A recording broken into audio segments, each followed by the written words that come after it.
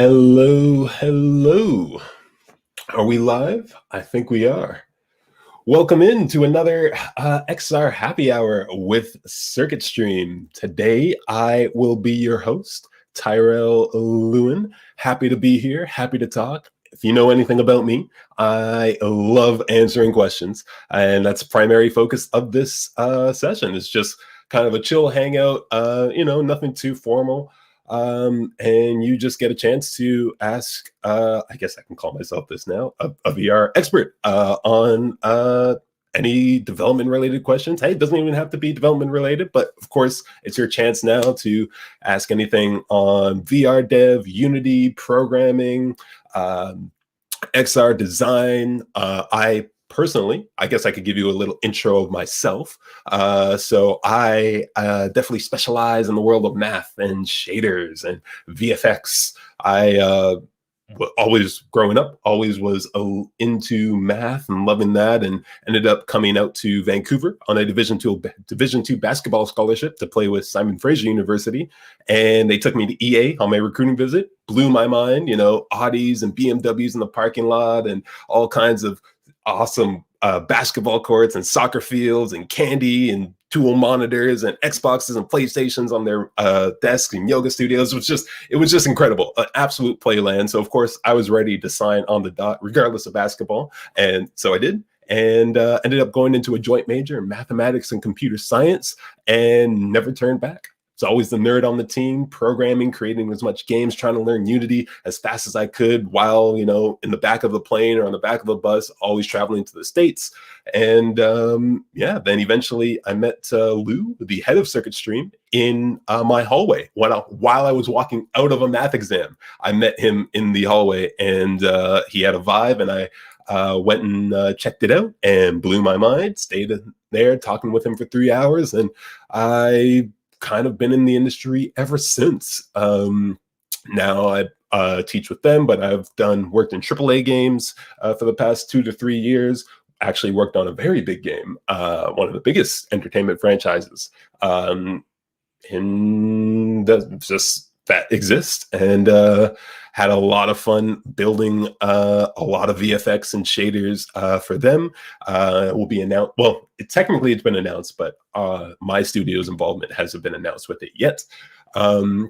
So I can't quite talk too much about that, but what I can say is I have plenty of experience working with top level VFX and shaders and just gameplay programming in the industry. And also have my own company, Elucity, where we create virtual reality sales tools for the luxury real estate market. We do the entire building, all 400 apartments.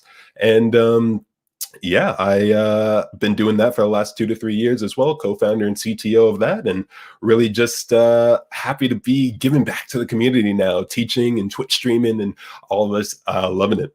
Hi all, I am an AR developer, saw your post in Slack and thought I would hop in for a while. Well, welcome in, Deb Tearway. Welcome in.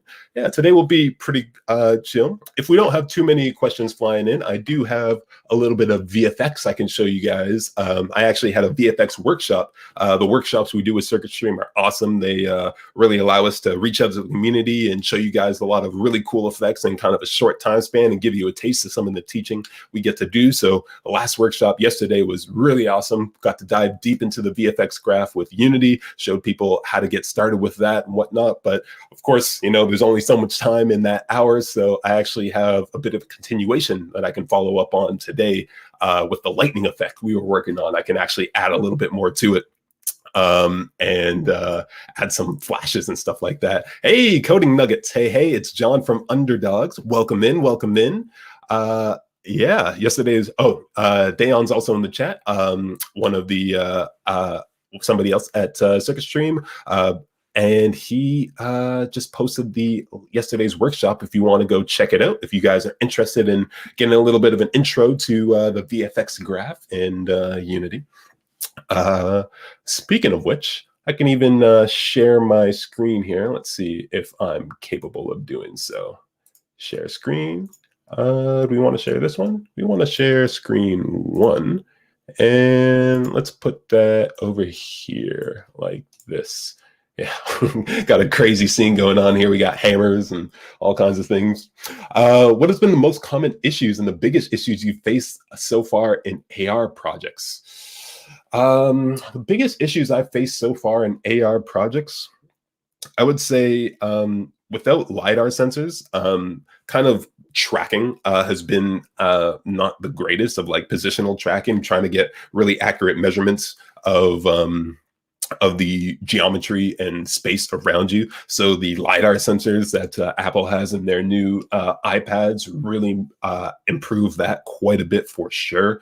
Some of the other problems are just general kind of tracking issues with like image recognition and stuff like that. When you're really trying to like, it's cool to use image recognition for, just kind of quick, like, hey, look, I can, spawn a sphere on my device. But if you're talking about like having a real program that really works every single time, no matter what, sometimes it can just be a little bit tricky because like lighting matters, the size matters, and the angle matters, and the resolution of your camera, like so many little things. Sometimes you feel like it has to be so perfect so it doesn't kind of glitch out or move away or start to float a little bit as if it loses track. And so just getting like a really solid track kind of going can sometimes be annoying when you kind of escape out of that prototype phase and you try to go more to like a real product and real like enterprise product level application. I feel that's where it can kind of get a little bit annoying. But again, with the advancement of technology and where we're going, it's starting to get just so much better. So I can't complain too much. Yeah, this is the scene we were playing around with yesterday. You can see we started off with a snow shader. We even have something much cooler than that. If I turn off the snow, turn off these ridiculous hammers, we also had an interactive particle system where we created this guy just to show off how you can make your particle systems seem like they're interacting with a player or a world. So I would actually created a quick little player script that I can move around with. And once it loads, you can see I can kind of walk through these particles and just push them around and wave them around and get them moving. So this could be used for something like a smoke or low-lying fog on the ground, or leaves or debris that you're walking through. A lot of really cool things like that. I actually used this in the last game that I was working on in the AAA studio. I actually ended up creating an effect that used this exact technique where we put a bunch of low-lying fog on the ground, and we had it so that as the player walked through, it kind of pushed it away and whisked up a little bit. So it made it feel a lot more dynamic and real, like an actual like dry ice type of thing. So this can be a really cool way to make your particles feel like they're colliding and interacting with the player. So I just, threw some silly things on it, like a blue super emissive and turbulence around here. I think we also had the ability to just shoot the particles out. So a couple cool things there as well. But what I kind of wanted to just play around with today during this hour, so I have something kind of fun to show you guys, is I wanted to play around with that lightning effect that you just saw there for a second.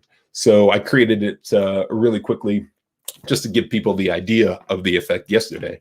But we can make this thing a lot better because we can add sparks and we can add some light flashes and kind of little glows that stay for a little bit longer. It can also improve the shape of the lightning beam a bit. That is nice, yeah, for sure. Can also improve the shape of the lightning a little bit with a little bit more math. So I figure I could show you guys some of that stuff today. Might be a little bit cool for some of you who are interested in how these things actually come together. So we have, let's see, if I click on this lightning right here. Oh, let me also get pointer focus back up so you guys can see where my mouse would be at. We'll go F8. There we go. So hopefully you guys can see this all right. So for those of you who don't know, Unity has introduced a new VFX graph, which is extremely similar to that of extremely similar to that of Niagara and Unreal Engine. It basically works the same way with basically having a spawn module at the top, and then an initialize module where you can, so the spawn modules where you can control the spawning of your particles. So how many particles do you want in the system?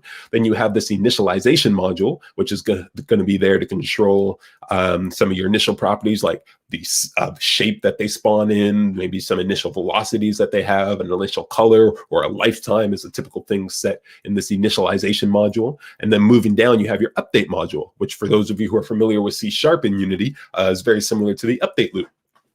Where you can put basically logic that runs every single frame for each particle. And that's where we can add a lot of the cool forces like gravity and curl noise. Well, it's called curl noise in Unreal. It's called turbulence inside of Unity.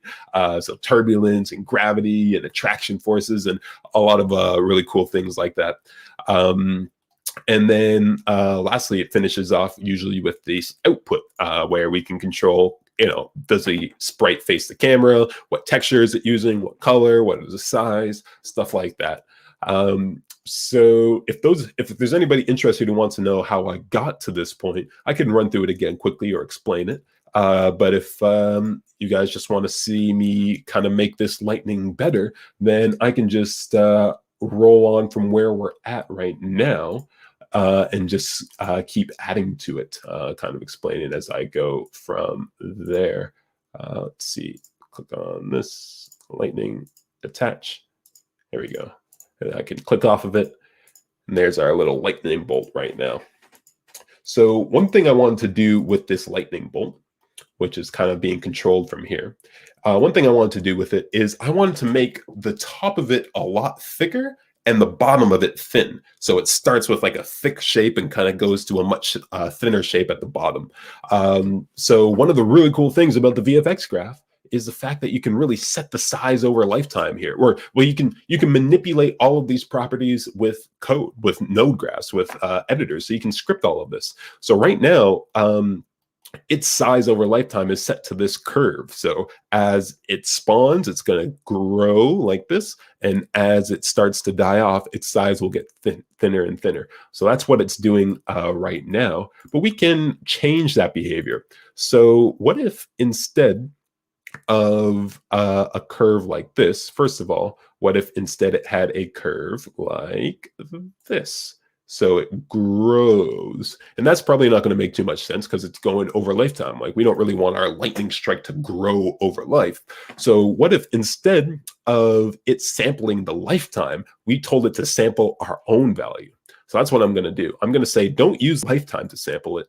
Let me pass in what value you sample. So this sample time is a 0 to 1 value that's going to be used to sample this curve. So if the value is 0, it's going to if the value is 0, it's going to get this value. If the value is 1, it's going to get this value. If we pass in 0.5, it's going to get this. So basically, it's going to be the x coordinate on, we can pass in the x coordinate on this graph, and it will read the value from this curve. So usually, lifetime is passed into there, so it just goes 0 to 1 as its life expands. But we can actually control this and set it to something else. So what I want to set this to is I want to set this to the height of the lightning bolt, so that the objects at the top have a value of 1, and, or sorry, the particles at the top of the beam have a value of 1, and the particles at the bottom of the beam have a value of 0. And so as you go from top to bottom, it goes from 1 to 0, or in this case, with this curve, as it goes from 1 to 0, it will go from big to small. So that's what I want to do right now. So to do that, I can just right-click anywhere inside this graph, and I can select Create Node, and then I can get the position of the particle. So I'm just going to type get position, and that's going to grab it right here, get position like that. And I can click on this little arrow to expand it, so I can get the X, Y, and Z position. And so in this case, I just want the Y position, right? I just want the height. So I already know that my lightning bolt is at a max height of 5 and a min height of 0, because that's what I set it to right here. I set it to spawn at 5 meters above the origin. So all I have to do is I can just divide this value by 5 to put it into a 0 to 1 range. So what is that really doing? Well, when we use this node get position, what's really happening is we have our lightning bolt like this, right? Something like that is our lightning bolt. And each one of there's a particle. There's a particle for each one of these. Well, all along the line, they have particles all along this lightning bolt right now. And so each one of these particles is going to have an associated position with it. And therefore, it's going to have an associated Y position. So the ones near the top are going to have a value of like 5. And the ones here are going to have a value of 4. And then this one, 3.5. And this one, 3. So all of these guys, if I grab the Y coordinate off of them, they're going to give me a value of 5, 4, 3.5, 3 based off of them. And so what will happen if I just divide all of that by 5? Then when it's at its max 5, it will be a value of 1. When it's at 2.5, it will be a value of 0.5. When it's at 0, it will be 0. And so dividing it by the max will put it in a 0 to 1 range for me. And so now, based off of its height, each particle is going to have either the number 1 or the number 0. And so that's all I'm going to do. I'm going to take this Y position, and I'm going to type divide, and I'm going to divide it by 5, like that. And now we have a 0 to 1 position, and I'm going to just throw that into my sample time. And so now, if we look at it, you can see we're getting that exact effect. See if I can pause it right at, oh, missed it. Let's reduce the play rate so it's a lot slower. And look at that. So you can see the top of the beam is much thicker than the bottom of the beam is, because the top of the beam gets values of 1 and the bottom of the beam gets values of 0. And if it's reading this curve for its scale, if it's 0, it's going to be that small. If it's 1, it's going to be that big. And so, yeah, now we've created we've made our lightning effect look that much better. And we can, maybe we call that an hour of work to figure out playing with the values, and we get a pat on the back from our producer and says, wow, great job, Tyrell. You're really making this effect look a lot better. And we can say, I think I've deserved myself a little bit of lunch.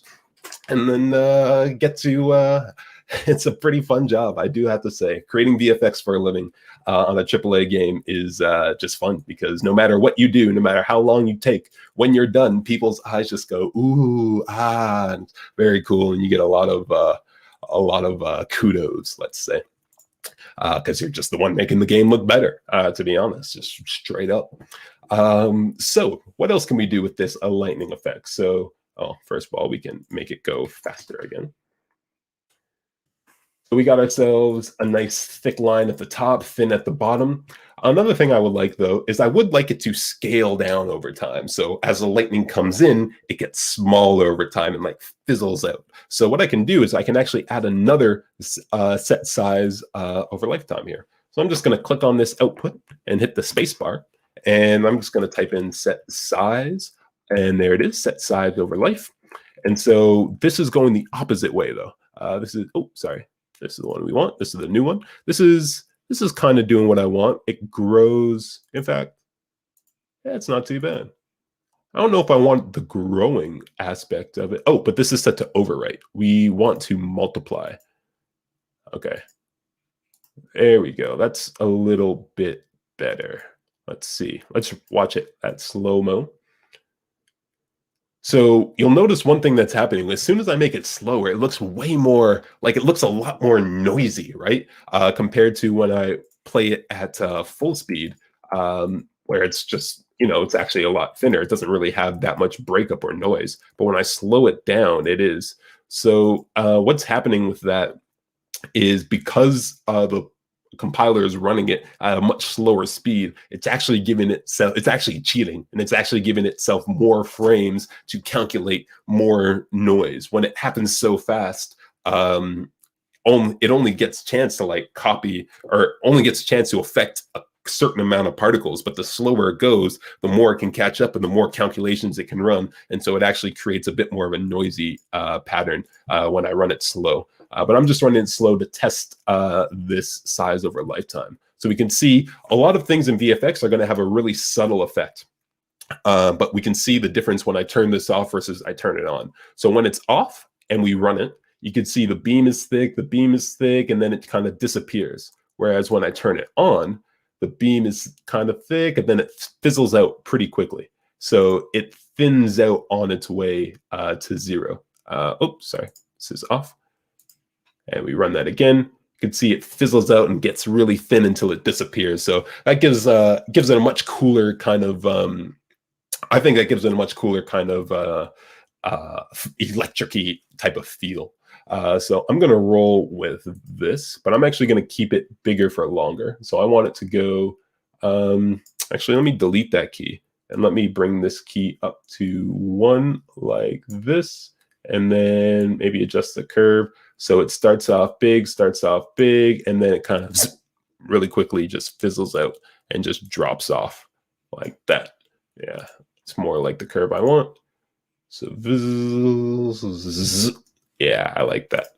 So if we go back to full speed, so yeah, nice subtle changes, but I think they definitely add to the overall effect.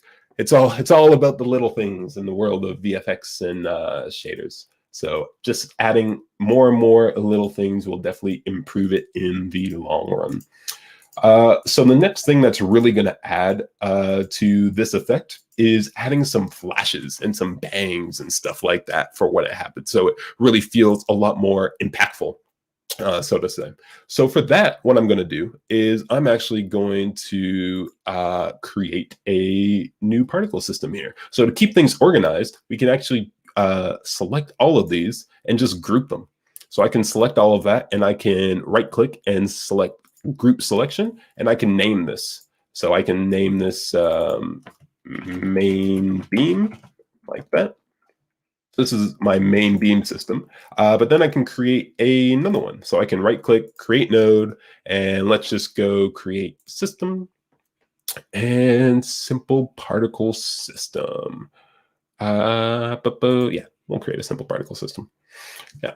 So yeah, just to remind you, so yeah, I'm just kind of going along here and creating some fun VFX, but feel free to drop in any questions, stop me at any time, post anything to me, and yeah, really kind of your time. I'm just here hanging out to answer any and all questions related to XR, VR, or Unity, or VFX, or shaders that you might have. But I figured might as well have a little fun creating some VFX in the meantime as well.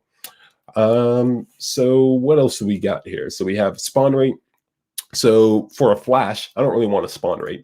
I want a burst. I just want a single bam of a flash. So what AR VR projects are you working on? So right now I'm actually working on a really cool project with a friend of mine. We are working on a quest project that is going to be kind of a really stealth-based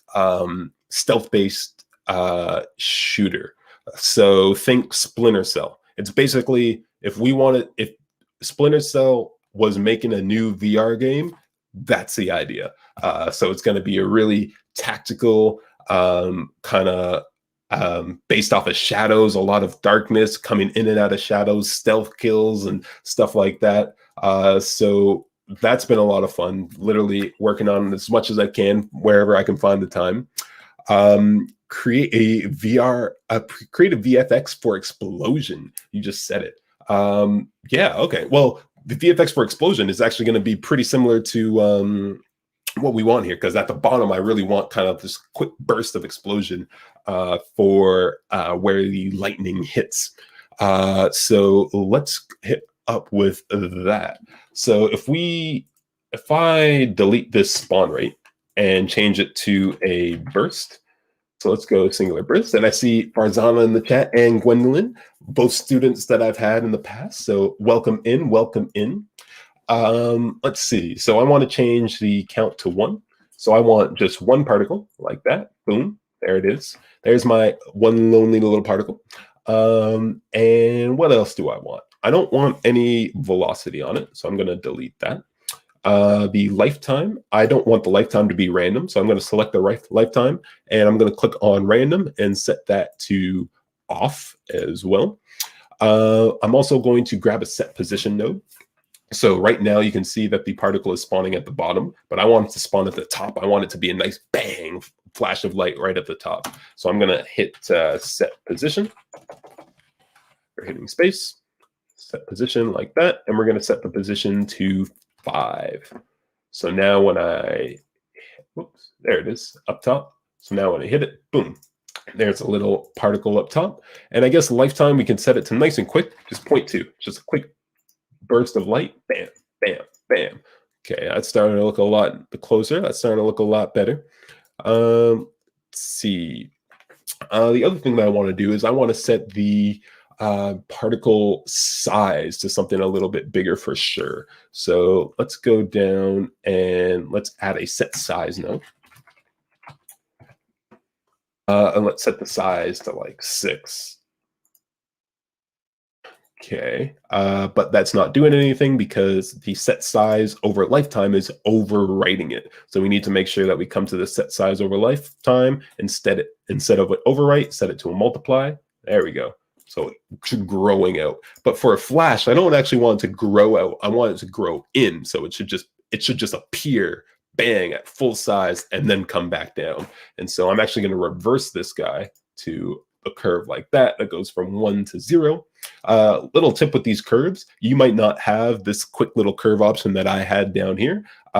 So whenever you create a brand new curve like this, so you can double click and add a point and then move it around and then twist these however you want. Select 2 nodes and right click on them, and you can set them to flat and stuff like that. So you can do a lot of things with those. You can also edit the key and set it to specific values. So I can set it to be exactly 0.75 here and 0.75 at halfway. And then whenever you got a curve that you like, you can just click on this little settings icon here and select these 3 dots and create new library. No, just click on this new button. Yeah, the new button will save whatever curve you have as a default preset for you. So if you like the curve that you created, you can save it as the default. So I've already saved this one that goes from 1 to 0 like that. Boom, and this saves across projects. This is like saved to your default. Is there a way, so we got a question from Sarah. Is there a way to make bubbles that float up and pop? I'm working on a project where you hold a bubble wand up to your headset and blow bubbles, and I'm really new to this. Thanks, Tyrell. Well, thank you, Sarah. Let's see. So bubbles, we could definitely make little spheres that go up. I guess it depends on how kind of defined do you want that pop to be? Because what I'm thinking is we could do something like, if I created a sphere, right, and it just has a little something like that, and then in here we created really quickly we created a script called bubble pop. All we would need to do on this is to go to that. Is to go into C# and we just need to get it to rise, right? So if we get it to rise over time, how do we do that? Well, that's as simple as going to update, getting its transform component dot position, and adding plus equal. We want to add a direction and a speed. So I want the direction to be vector3 dot up, so it just goes straight up, and I want to multiply it by a speed, so we can have a float for that. Oh, come on, Visual Studio. Oh, it's a little slow today. Oh, very slow. So slow it crashed. Interesting. Okay, well, apparently that was some really high-tech code we were writing. Bubbles, careful, bubbles can be deadly to your computer. Sometimes so deadly, in fact, that you'll have to write the script all over again. But that's okay. We knew what we were doing anyways. So we're going transform dot position plus equals vector3 dot up. So we're taking our position, we're adding the direction of up to it, and we are going to multiply it by a speed, which we're going to create up here. So I'm just going to go public float rise speed and set that equal to 3, I guess. And we can multiply it by that rise speed and multiply it by time dot delta time, like that. And now our bubble is just going to rise, right? So if we have a bubble rising, then all we need to do is wait a random amount of time and pop it.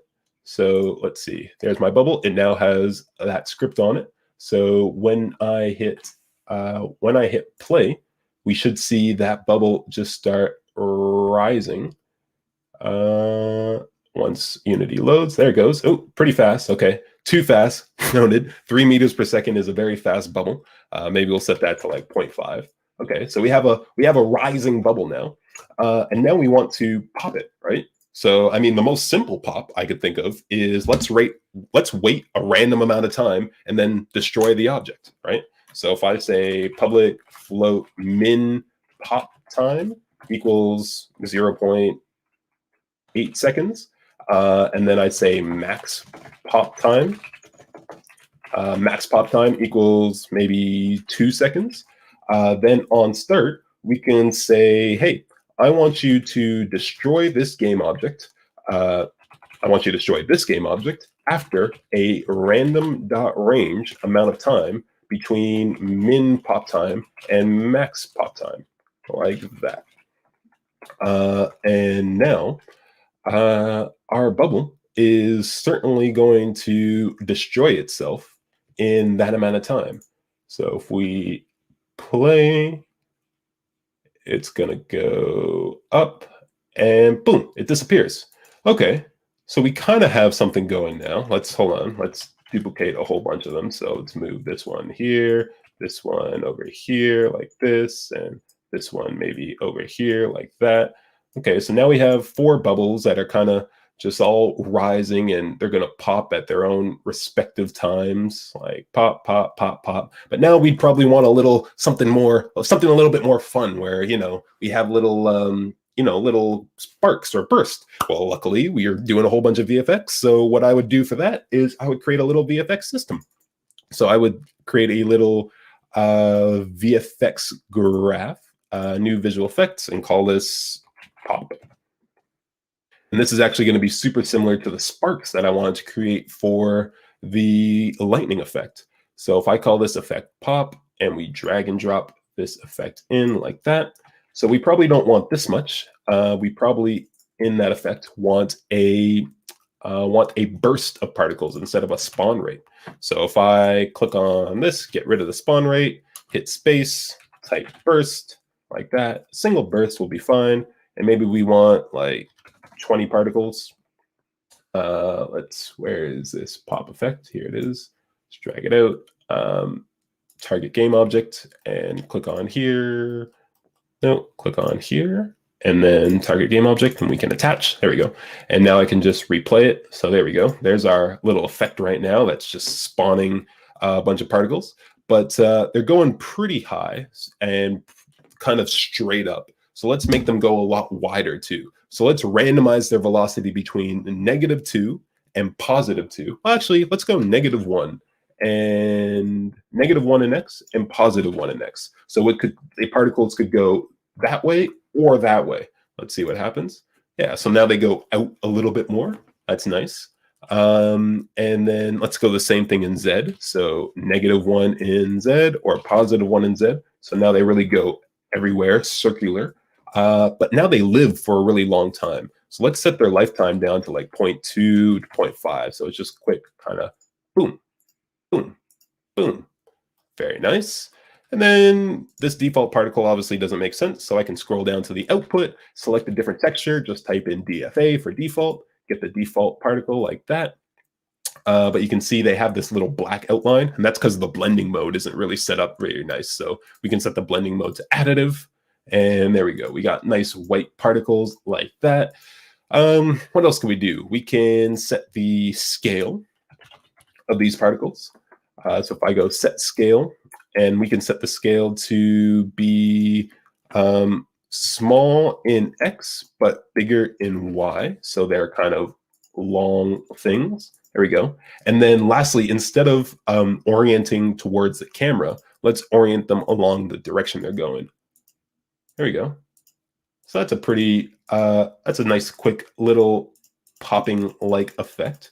And so now what we can do is we can attach this particle system to each one of those, each one of our little bubbles here. So if I take this bubble And let's see, let's drag and drop it underneath the sphere like that. So this bubble now has this particle system.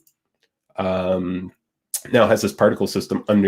it. Oh, let's reset the transform. There we go. This bubble now has a particle system underneath it. What we can do is, you're blowing my mind. I appreciate it. I have fun doing these little projects. So what we can do is we now have a particle system that's popping. We have our bubble that rises. So instead of destroying the bubble, you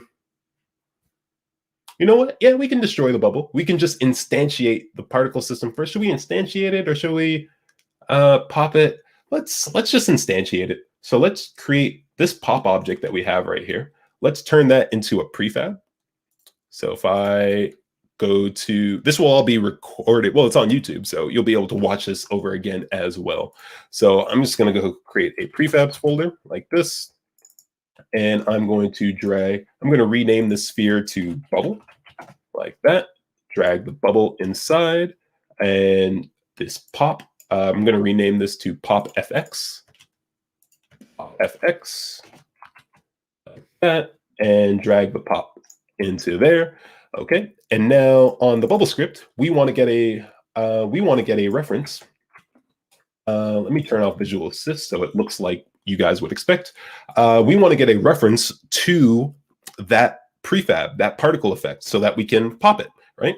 So if I create a public game object and call this pop prefab,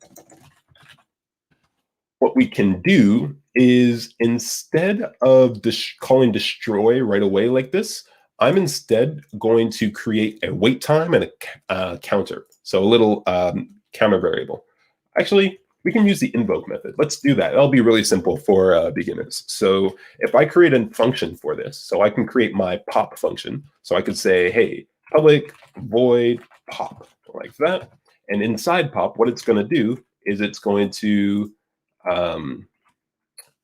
destroy the game object. But just before it destroys the game object, it's going to instantiate that pop prefab. So it's going to create the pop and then destroy itself. So pop prefab, and we're going to create it at our own position. So at transform.position and transform.rotation, like that. So we're going to instantiate the pop prefab, and then we're going to destroy our game object. But this time we're going to destroy it right away when this gets called. And instead we'll use the invoke method. So if I call invoke, we can pass in the name of the method in double quotes. So I can say, I want to invoke the pop method in this amount of time.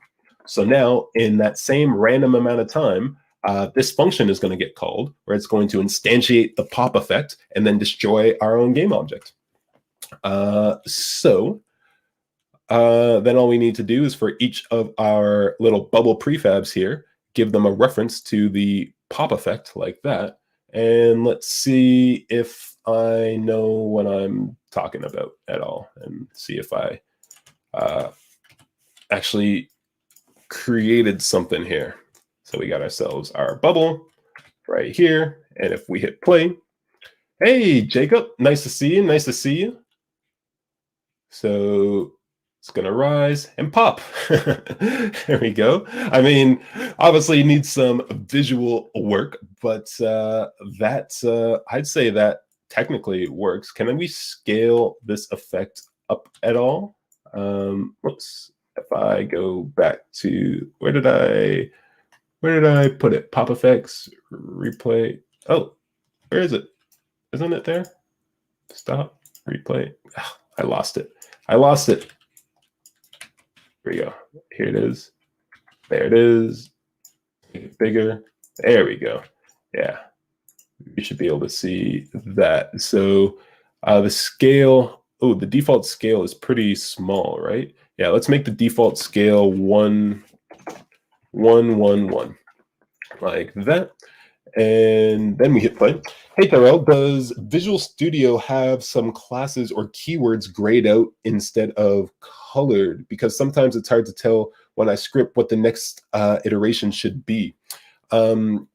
Yeah, when Visual Studio has stuff grayed out, that usually means it's not being used. So right now, systems.collection and system_collections.generic, those two libraries are grayed out, or kind of like a little bit more, their highlight isn't quite there. And all that's signifying is that I'm not using them. They aren't being used right now, or they're not needed.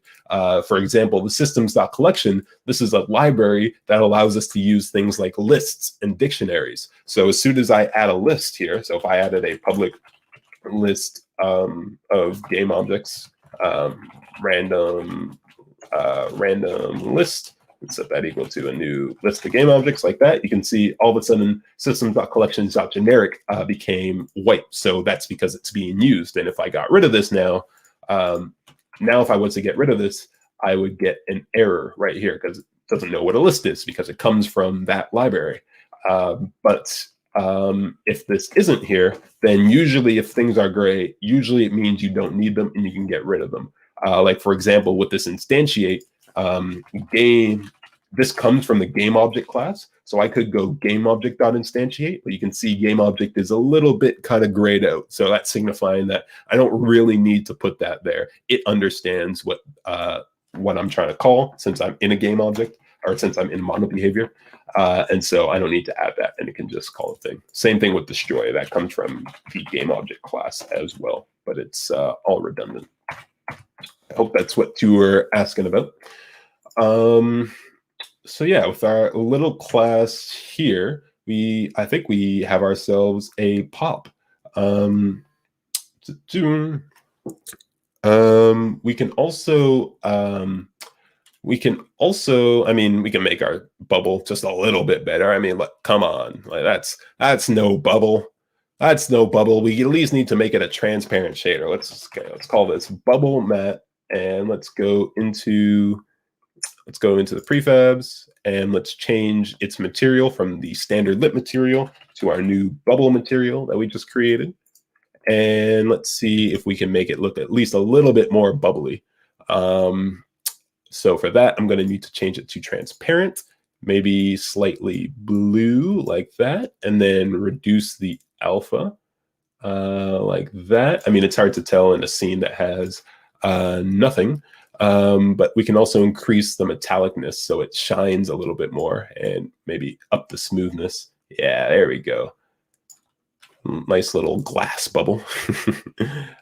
Something like that. I mean, adding refraction into it is what would really make it look bubble-like, and especially moving refraction if we wanted to get really fancy with our shader. But that would be a little out of scope for now. But there we go. Those are starting to look a little bit more bubbly. And now, I guess we could do the same thing with the color here. We can make the color of those, splashes a little bit more blue colored, something like that. Just kind of whatever. And does that start to look a little bit more bubbly?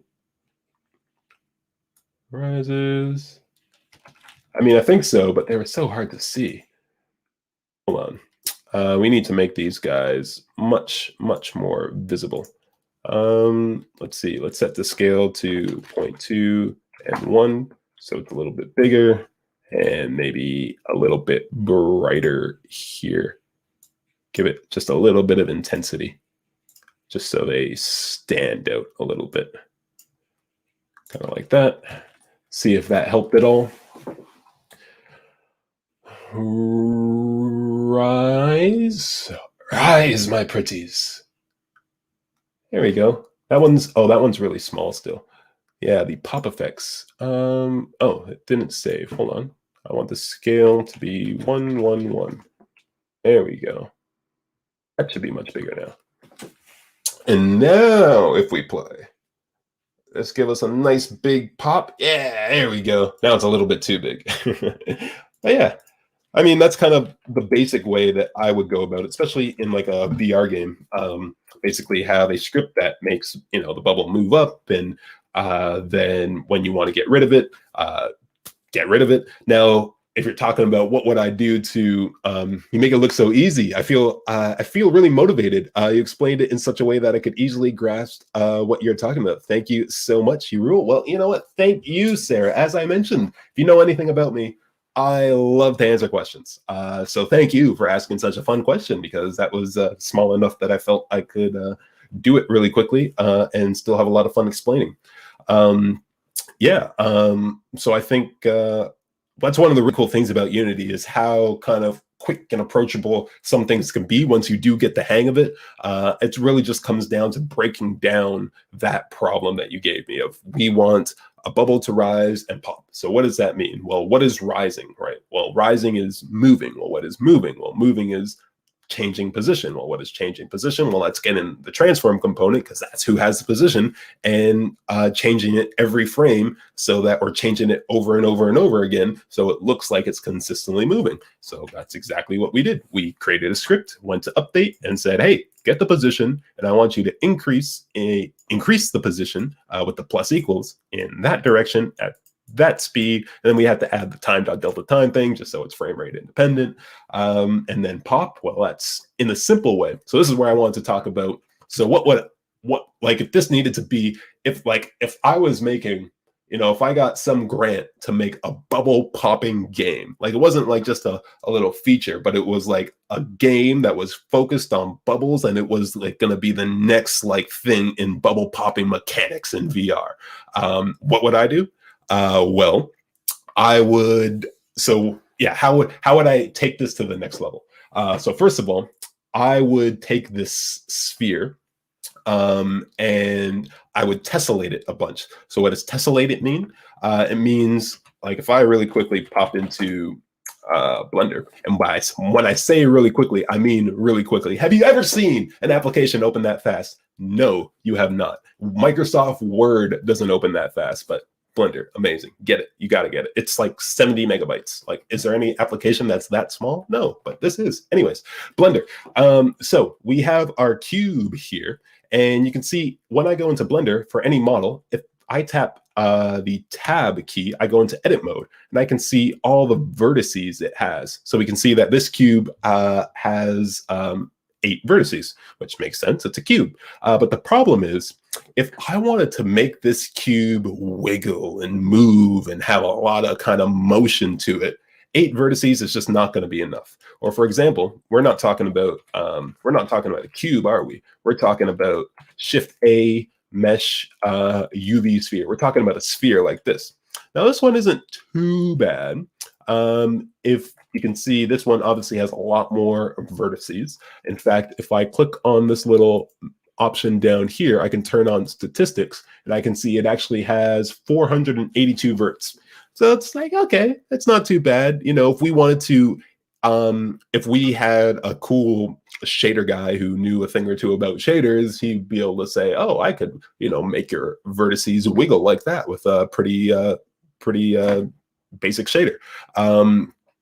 But if you don't give me enough vertices, then when this vert right here moves in, it's going to look, and this one right here moves out, it's going to look very pointy like that. So it's not going to look very fluid and smooth. And so what we want to do is we want a tessellated sphere. So the first thing I would do to really increase this bubble mechanics next level VR game is I would get I would go into a program like Blender, so I could get a really tessellated sphere, or Pro Builder. Pro Builder in Unity has actually gotten a lot better. So you can actually create it in there as well, but it would take me a little bit while. It would take me a lot longer to open Pro Builder than it will take me to open Blender, I'll tell you that.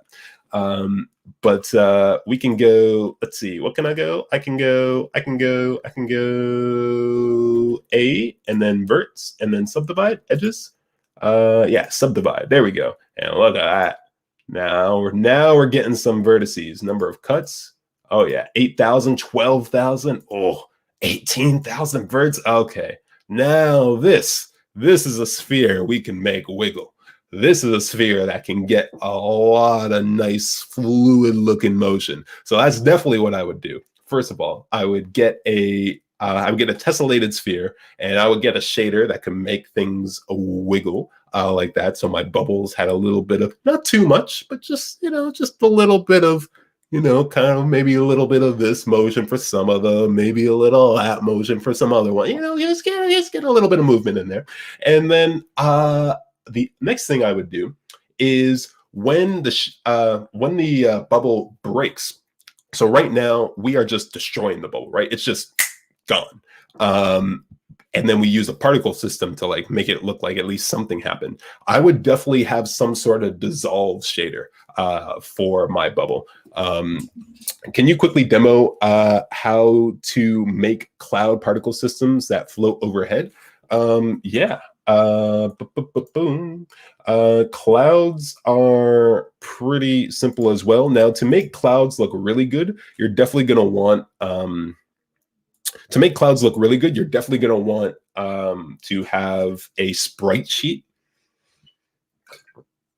which is a bunch of smoke textures laid out in a grid format in a single texture. And then what you do is you run through them like an animation, kind of like an old school flip book, if you've ever created one of those while you were a kid, and you just run through them. And so it looks like the smoke fully animates. And so you can get this really dynamic looking smoke for each particle. So each particle does that. And that's how you get really awesome feeling smoke, which is basically what a cloud is in the world of game development.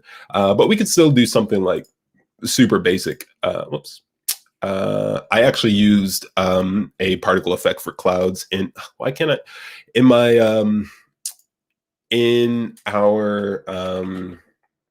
for Lucidity in my company. When we created the real estate project, I actually created particle system clouds that like slowly floated by, just to give that realism effect, really upsell it, So let's see. We got our cloud system. Drag and drop those in, hit W, bring this over, move it up, because the last time I checked, clouds are in the sky.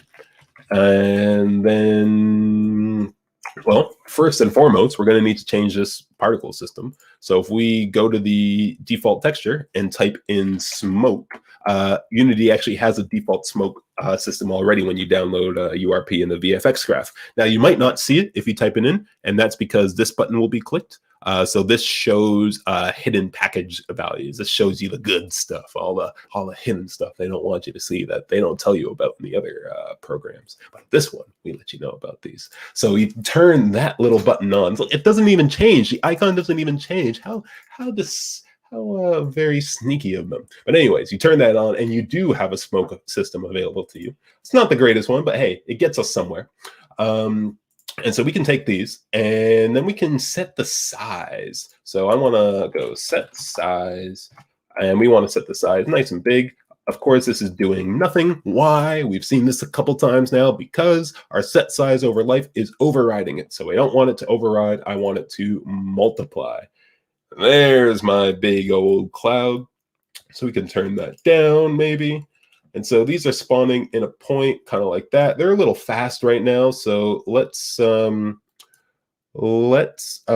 increase their lifetime to something like 5 to 7. So they live for a little bit longer, kind of get a little bit slower, a little bit more subtle. There's no rush. Also, they got a lot of velocity right now. Maybe we turn the velocity off. No, then they just sit there. They don't move. Let's keep a little bit of velocity, but let's not have it go so incredibly high. Maybe -0.2. So they kind of just go out anywhere. But now the problem is, problem is a strong word. First, let me increase the max amount of particles. So it was capping at 32, but I don't want to cap, because that was kind of causing, like, it grew, and then it capped it. And so none of it spawned. And so when these ones died, they all died off, and then it spawned out again. And so it was kind of easy to see a much bigger of a gap. But already that's not looking too bad for, like, some big storm cloud. If you didn't want it to look so storm cloudy, you could definitely change it from the alpha blend mode to the additive blend mode, and then they'll appear a lot more white and fluffy. You could do other things, like maybe you can get it to rotate slow. You can get some of them to rotate slowly over time. So if we go into update and we go set angle, It's going to set the angle on update. And we want to set the Z angle because it's going to be the forward vector. Right now, the particles are basically just quads, just like planes that are facing us directly. And so their forward vector is pointing at us. And in Unity, the forward vector is the Z vector. So if we want it to rotate on an angle, we want it to rotate around that Z vector, that Z angle. And so if we set it to, so this is going to set it to a specific value, but I don't want it to just set it to 7.3 angle every frame. I want to, actually, this will be a lot easier to see if I just set this to 1. So if there's one smoke particle like this, we can see what it looks like right here. And if I set the angle to something different, you can see this rotates it, right? And so maybe we just want just a teensy bit of rotation every frame. So you know, we could take something that is increasing over time. So something like time. So I can go ahead and type in time and get the total time node. And so this will just increase. If I compile and save, is that going to rotate for me? I don't see it rotating. Maybe it's not fast enough. Maybe let's multiply it. Multiply it by a bigger number. Multiply it by 5. Here we go. That's kind of rotating a little bit slowly. You'll miss it if you don't pay attention, but it's kind of there. So if I turn that to 50, there you go. Now that guy's rotating. And so what we can do is, yeah, we can have just a little bit of rotation on our guys. The only problem is I want to set kind of in Unreal, I would set a I would have a parameter that I set on start to randomize its direction and randomize its speed. But I have a feeling, I was looking for it the other day, I don't think you can set variables. So we can have variables. Oh, I know what I can do. I can set it in, oh no, but not per particle. Yeah, I don't think you can set variables per particle. You can set variables for the system, but not per particle. But that's all right. So we could still increase this up again. We can get 1,000 particles in here. So we get a lot of nice clouds, kind of like that. And they're just going, and yeah, I mean, that's definitely if the way I'm looking at it, that's a basic cloud system that we can kind of post anywhere. You could change the, the position that it's spawning in. So you can set position, and maybe set the position in a line or a box. You could set the position in a box. And so we could open up that box and make it a much bigger box of like a size of 7 in X, and maybe 20 in Z. Now we get kind of little pieces of smoke everywhere, and you can have kind of like an overlying haze of clouds up top, which might not be what you're going for, but you know, you could really play with it in many ways there. So hopefully that helps answer that. So back to the bubbles. I would definitely have a diffuse shader, or sorry, a dissolve shader. I would have a dissolve shader to break it up with noise, so it kind of fizzled out in a really cool noisy way. It would be waving. Could add a sound effect for sure to the pop.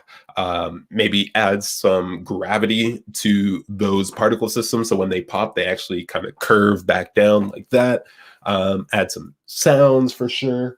And yeah, oh, and then the bubble shader definitely would have to have refraction, and it has to have that, what do you call it? I forget what they call it, but you know, when like bubbles kind of, you have that pyramid of colors where it's like, you can see Roy-Jabov right there, like our red, orange, yellow, green, blue, violet.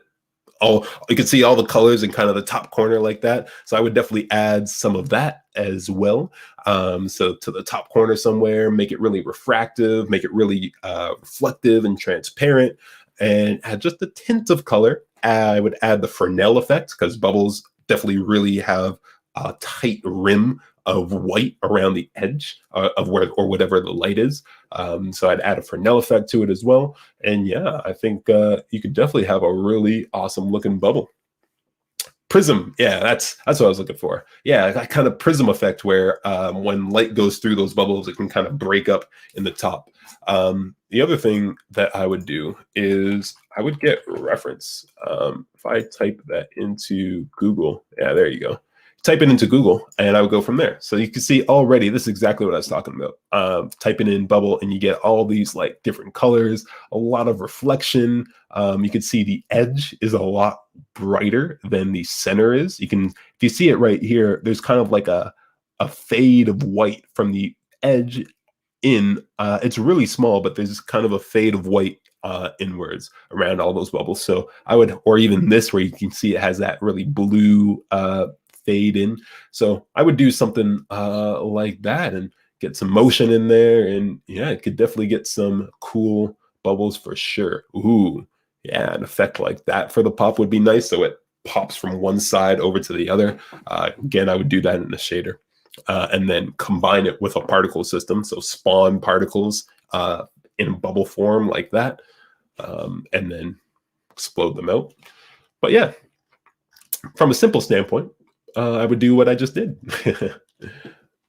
Yeah, hopefully that was helpful and informative to some of you out there. I definitely enjoyed it. At what point would you buy an object from the asset store versus creating it yourself? I've had that question many times before. It definitely, it depends completely on the goal, what I'm going for, and what the plans are. Like, do I need a kick-ass looking project in a week from now?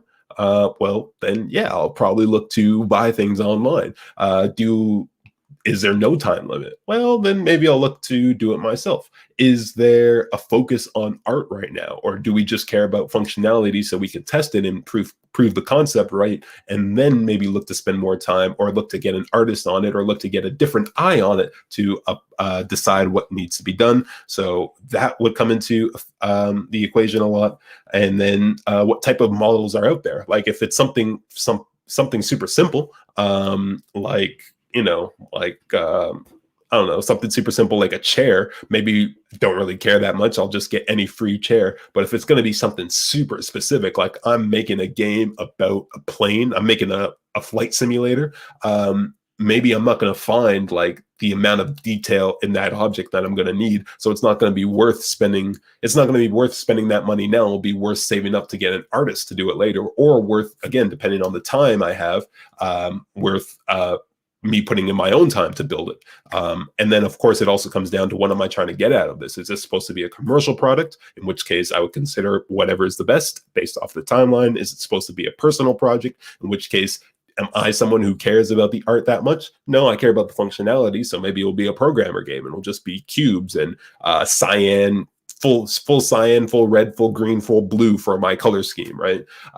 Or is this a learning project? Am I trying to learn about programming? If I'm trying to learn about programming, I'm not going to spend a whole bunch of time developing some art piece. I'm just going to buy the art and be done with it so I can focus on the programming. But if I'm focusing on building the game as a whole and I want to learn about all the aspects, well, then there you go. You've answered the question. I want to learn about how to build models as well. So I'm going to take the time to build the models. Maybe not now, maybe buy a cheap model now. And of course, your budget comes into effect. You know, if you are Bill Gates' daughter, then hey, you know, probably just buy whatever the hell you want. But if you're someone who is an indie developer who is doing this full time, then you have to be really smart about where your money goes. But if you're doing this as a hobby because you have a full-time job somewhere else, then you also got to consider that, you know, like how much money do you have to spend on this hobby? And is there other models that are more important? So it comes down to a lot of things, but they all kind of make sense. Once you like consider all of those things, I think the answer will start to make sense. So helpful. Do you teach, what classes do you teach at CircuitStream? I teach the 10-week development course, and I am a one-on-one instructor as well. So I do one-on-ones for people in the 10-week development course, and I also do one-on-ones for people in the more advanced accelerator course. And yeah, whenever we do workshops, I'm definitely the specialist when it comes to VFX and shaders at Circuit Stream. So any sort of tech art type of things like that, I will be teaching as well. So if we have short courses in the future on shaders or VFX or tech art related things like performance and optimization, that would be under my domain. But yeah.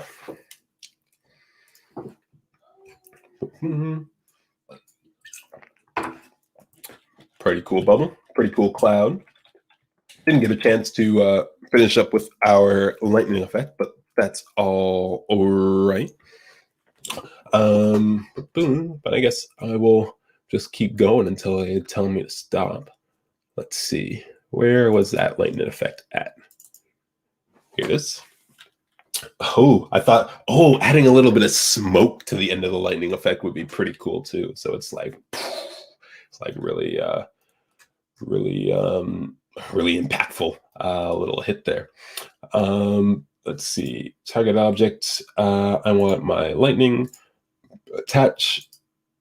So we have that flash at the top right now, but we want to change that to default particle like that and change it to additive. So it's a little bit more of a flash. And then lastly, we need it to be the correct color. So we don't want this color over lifetime. We just want to set the color like that. And we want to set it to the main color, the same color as the beam, which we already have a variable for. And look at that. There we go. Now we're starting to get a little bit closer to what I want. Boom, boom, boom. Put it under the cloud. You know what, Jacob? That is a fantastic idea. That is a fantastic idea. We should definitely put it under the cloud. And we should also go back to the clouds and we should turn off additive so they become more stormy again. Go back to alpha. Yeah. There we go. Let's take this cloud system now and let's drag that back. Where's the clouds? There it is. Let's drag that back over our little poor construction site. That's we can turn the snow back on as well. Let's turn the snow back on. It's just a stormy day right now. Like that. There we go. So you'll notice something weird is when I move my camera, the cloud just disappears. So what we can do for that is we can change the bounds of the effect. So if I open the clouds back up and open up these bounds, you can see it's set to 2 by 3. So I'm just gonna be a little bit not so responsible and just set that to 200, 300, 3000. Oh, told you I wasn't gonna be responsible. And there we go. Now it doesn't move. Hey, Steph. Welcome in, welcome in. So we got ourselves some clouds. We got ourselves where did our lightning go? Where did our lightning go? I know we got it. There it is, there it is. Starting to get stormy in here for sure. Boom, shout out to UK rappers. And we want, let's see. So we had ourselves a flash, didn't we? Lightning, attach, replay. Yeah, there we go. So we got the flash going now. So what I want to do for the flash is, so you'll notice we have this big flash, but I want one to stay there for a little bit longer. I want kind of like a glow. And so all I'm going to do is I'm literally just going to duplicate this. I'm going to copy this flash and duplicate it like that, put it over here. And I'm just going to change the size to be a little bit smaller. So we'll make this one size 1 and we'll make it last for 0.5 seconds. But everything else is going to be the exact same. And so you can see what that does is now we have one that kind of stays there for a little bit longer as the lightning is still kind of coming out before it fizzles out at the same time. There we go. And now what I'm going to do is I'm going to do the exact same thing, but at the bottom so that there's an impact effect. So right where at the bottom of the lightning effect, we get a little flash as well. So I'm going to put this at 0 and this one at 0. And so we flash. Now you can see it at the bottom. But the only thing, just to make this a little bit better, is if I delay both of these by 0.25 seconds. So let's delay these impact effects by 0.25. So we give the effect time to get down there. There we go. Look at that. That's starting to look a little bit cooler. Bam, bam. I think that impact effect is a little big, so let's change it from a size of 6 to a size of 4, like that. There we go. That's a little bit better. And now there's one really small thing that annoys me. Might not for you, but do you notice how like the impact effect is right at the center, but the actual lightning itself is kind of like is not really. It doesn't consistently hit right at the center. The reason for that is because how we're moving the lightning in the first place. For those of you who were here yesterday, we're moving the lightning by literally setting a random position. I mean, it looks kind of messy here, but we are literally taking at the start for each of the particles inside that beam, we're taking the position and we're just moving it, setting it to a random number between our noise amount, which is 0.2. So we're getting negative 0.2 and positive 0.2. So a random number between negative 2 and positive 0.2. 2 times, so 1 for X, 1 for Z, and so we're just moving it to a random position to create ourselves a lightning effect. But the problem is it's doing that all the way up, and so there's a chance that the bottom of the lightning actually moves a little bit away from the direct center. So what can we do about that? Well, we already have this thing that we created earlier today for remember, what this does is this parameterizes the beam. So at the top of the beam, we have a value of 1, and at the bottom of the beam, we have a value of 0. And all the way down, it scales from 1 to 0 based off of the height of the particle. So what we can do is we can use this information to kind of nullify how much that how much the lightning moves when it's at the bottom and when it's at the top, because we know when it's at the bottom and that's at the top. It's at the bottom when it's at a value of 0, when this is a value of 0, and it's at the top when it's a value of 1. So if we put this into something like a sample curve, then what this is going to do is if we go into this curve, we say, hey, let's go here to 1, here to 1. Let's take both of these and let's flatten them like that. Then what we can do is we could say, hey, when it's at a value of 1, I want this curve to output 0. And when it's at a value around 0 in X, I want this curve to output 0. And anything in the middle, so anything between like 0.2 and 0.8, you can have like a value of full 1. And so we've just kind of said the beginning and end of the lightning, I want to be a value of 0. So that's what this curve is going to output for us. And so now we can use this curve to multiply against how much randomization we're doing. So remember, anything you multiply by 0 is just going to be 0. And anything you multiply by 1, it's going to be itself. So we have values of 0 to 1 here. So let's just multiply them. So I'm just going to take this, multiply. This is how much we're randomizing in X. I'm just going to say, hey, don't do it if you're at the bottom or at the top of the effect. And then we'll use that for our X value instead. And then same thing for the Z value. So we're not going to randomize in Z at all. If it's at the bottom or it's at the top, we'll put that into Z as well.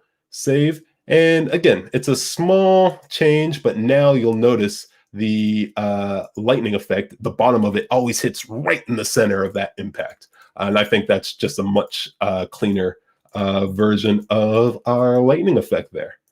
Beautiful. So we got our flash at the top, our flash at the bottom. And the only thing that's missing is our bubble pop. The only thing that's missing is exactly what we wrote already for the bubble pop. This system right here, pretty much we want to use that exact thing, but for the sparks this time. So if I bring this guy over into my lightning effect,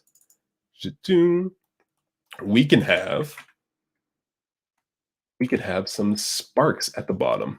Let's see. So let's attach this to the lightning.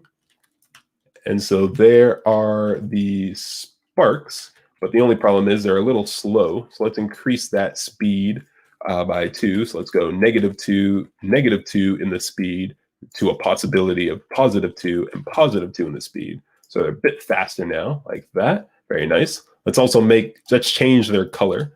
to something much, hold on, I'm going to put this back to just white and this back to white, and white in color is just 1, 1, 1, 1, 1. So that way, when if I set this to a multiply instead of an add, now I can put whatever color before it I want, because now that's just going to multiply over it. So the reason why I'm multiplying over it is because this already has the alpha fade. So it fades in to full opacity and fades out over its lifetime. So I want that effect. So I'm going to keep it as a multiply, but now I'm going to set the actual color up here, and then it's just going to multiply it with the color of white. And there we go. We got some sparks. Now, of course, you'll notice the only last thing we're missing from this is it's a little bit mistimed. The sparks come out right away. So let's as well delay our sparks by 0.25. And there we go. That's looking like a much cooler lightning effect, if you ask me. Boom, boom, boom. So yeah, that's kind of what I wanted to build. I wanted to get to that yesterday, but definitely didn't have time to go through all of that. But I thought it was still quite helpful, the amount that we did get through, walking through that other system I was showing you earlier, and of course the snow system. But yeah, so much cool things you can do with this VFX graph for sure. And I feel like once you kind of get in the hang of it, you can see like how much I created here, but it really was kind of as easy as I made it sound, but not really, because I know it's like, I can't create all of this myself. But what you can do is you can start to get more used to the thought process behind creating these effects and the foundational ideas of, okay, well, anything to do with spawn goes up here, anything to do with initialization goes here, anything to do with the update over time goes here, the output and kind of the look of the effect goes here, and you can kind of start to get in touch with the patterns that people are doing. And you watch enough tutorials, and over time you'll be able to take an effect that's already built or follow along with the tutorial, and you'll be able to make just the slight tweaks that are needed to customize it to your own effect. Because again, that's really all we do in the Real Studio as well. We take a look at tutorials online of people who have made particle effects of like, okay, here's a lightning system. We kind of need it to look a little bit better, or need it to look a little bit more like this, or need it to look more magic-y or something like that, or come from,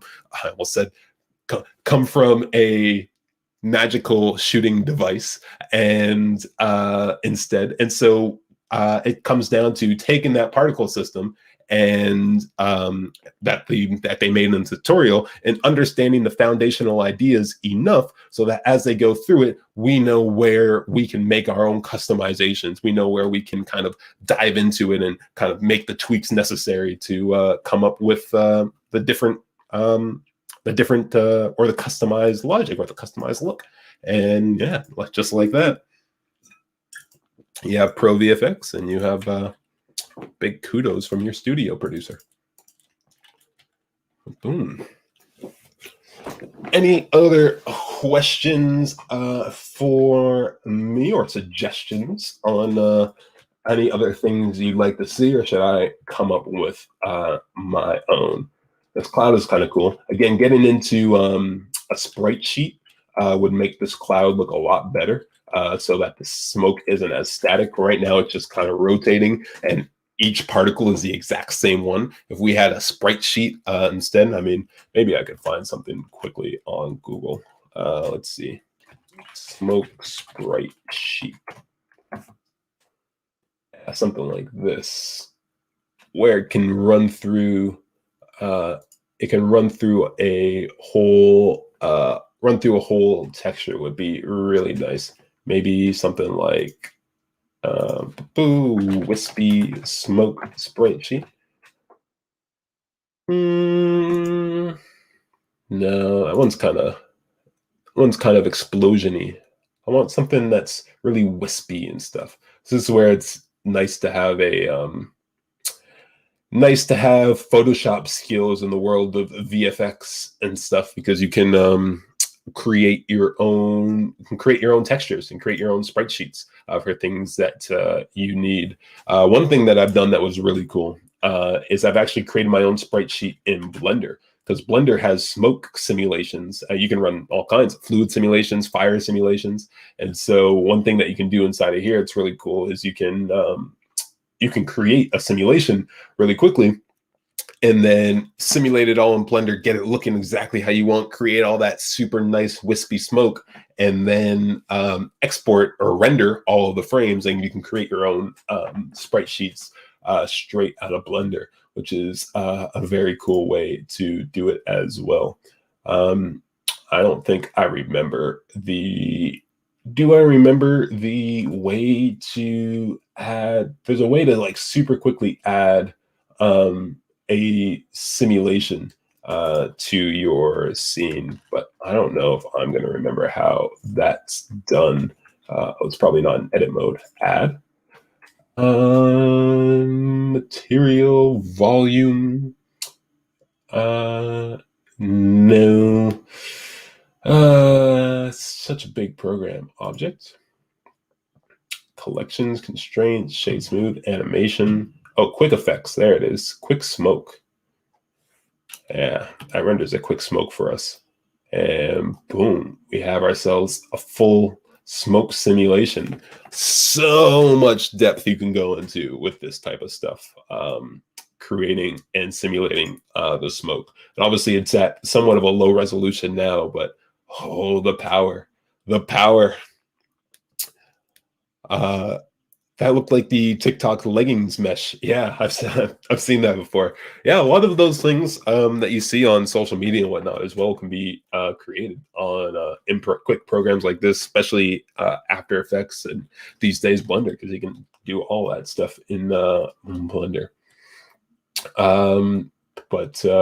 Yeah. So what can be really cool is creating smoke, playing with all these values and creating something that looks really nice and high fidelity and super wispy, and then rendering out all the different frames of it and then combining it into your own sprite sheet that you can then use inside of a game engine like Unity to play through. I mean, maybe one of these. It says free game sprite sheets, so I guess this one's not too bad to use quickly.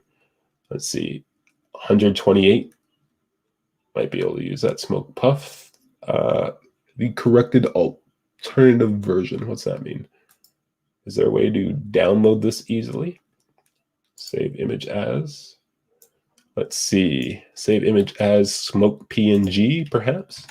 And then can we just drag and drop that into Unity? Boom. That went into downloads, I'm pretty sure. Smoke PNG, like this. Now, is it actually a PNG? If I turn this into a sprite, did it actually download it properly? Yeah, it looks like it. So I might be able to use this texture.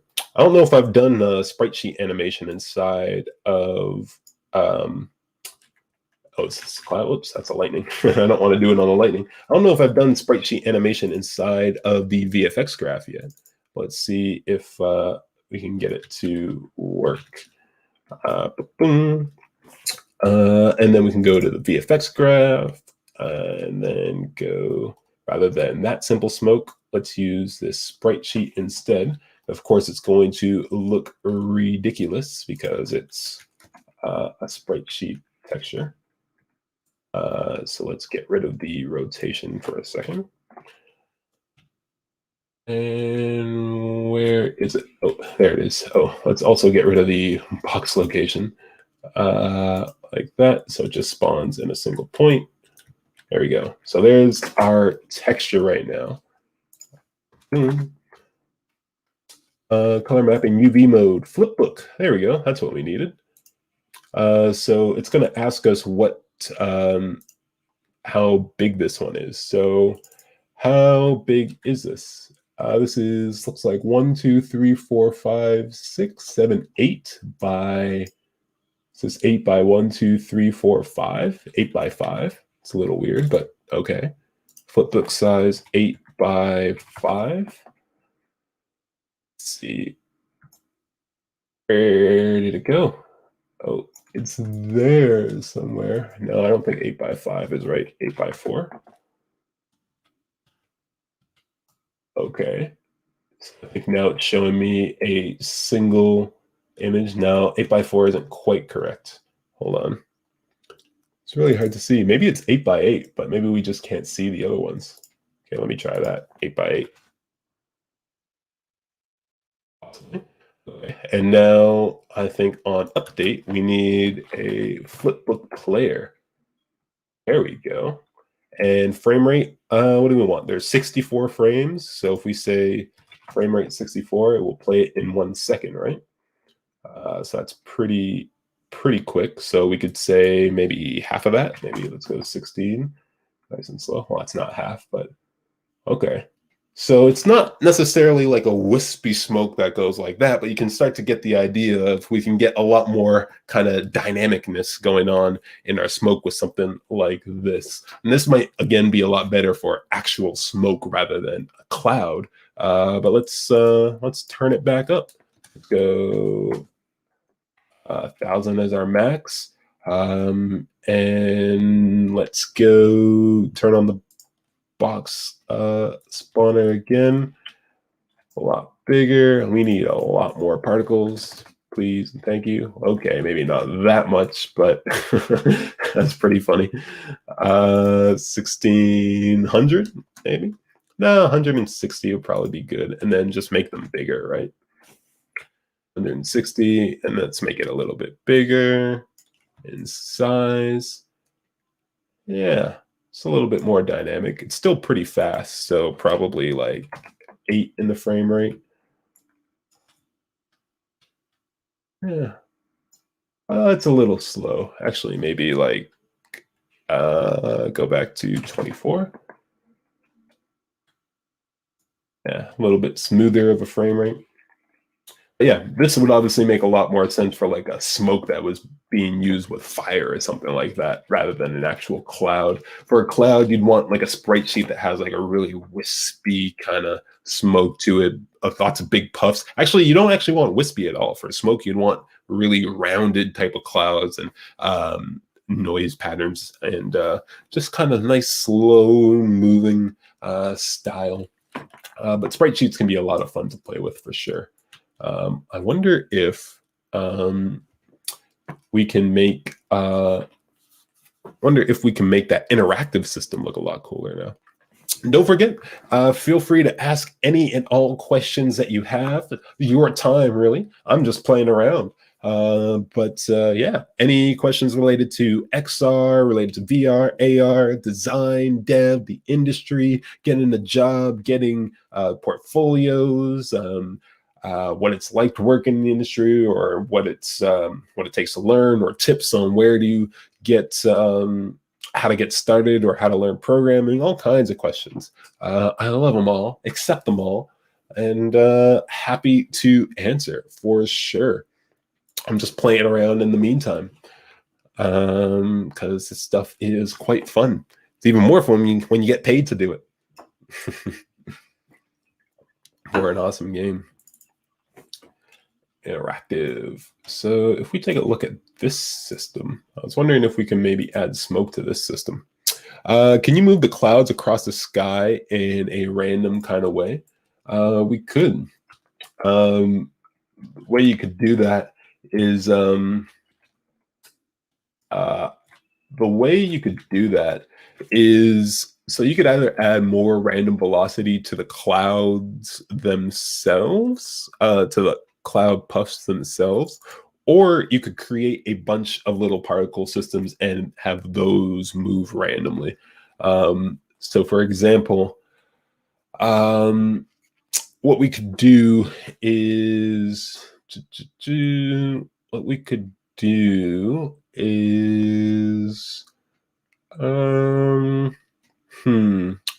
thinking what would look the best, because already they have, is this the cloud system? Yeah, already they have kind of a long lifetime. This box position is really weird of 7, 6. Let's make that kind of 1 like that, and maybe a little bit tall. No, maybe a little bit thinner, kind of like this. And they're just going right now, but yeah, it feels much more like smoke. Maybe I should hold on. Let's turn off the player constant.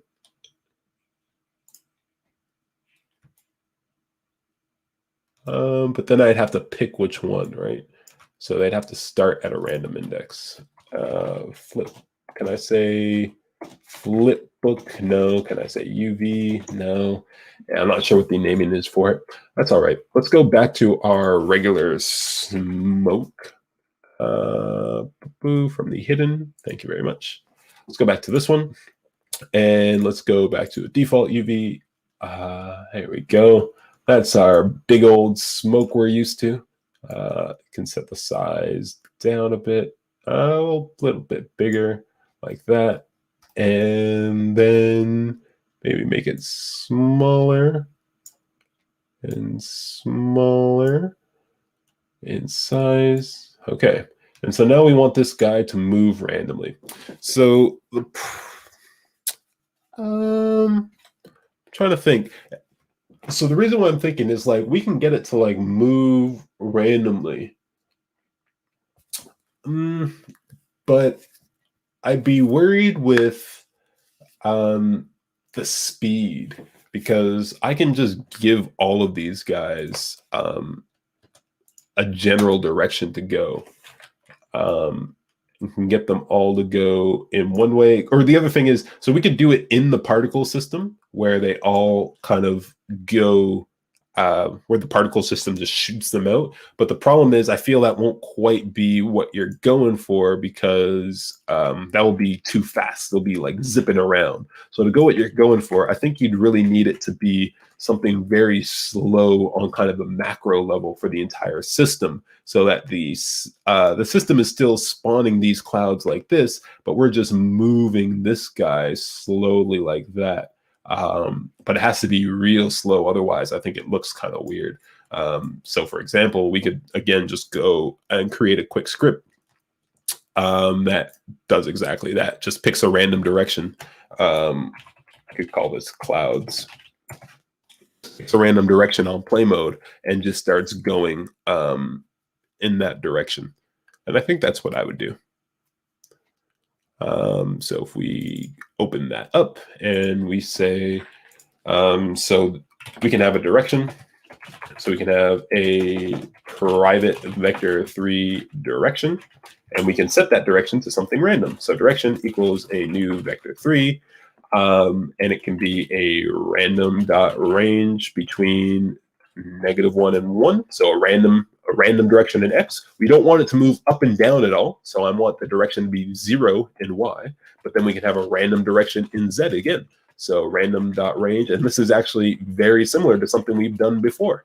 We've actually done this already today for picking a random direction to go. We did it right inside of our lightning system. But this time we're doing it in C# code inside the VFX graph. We did it in the VFX graph. We did it inside the node graph right here.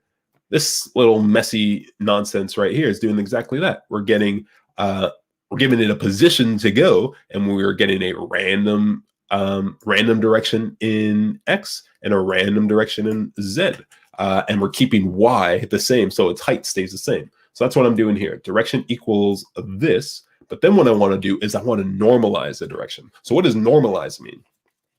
Well, normalize is a fancy math term for making a vector equal exactly length 1. Why would you want a vector to equal exactly length 1? Well, first of all, what is a vector? A vector is two things. It's direction and magnitude.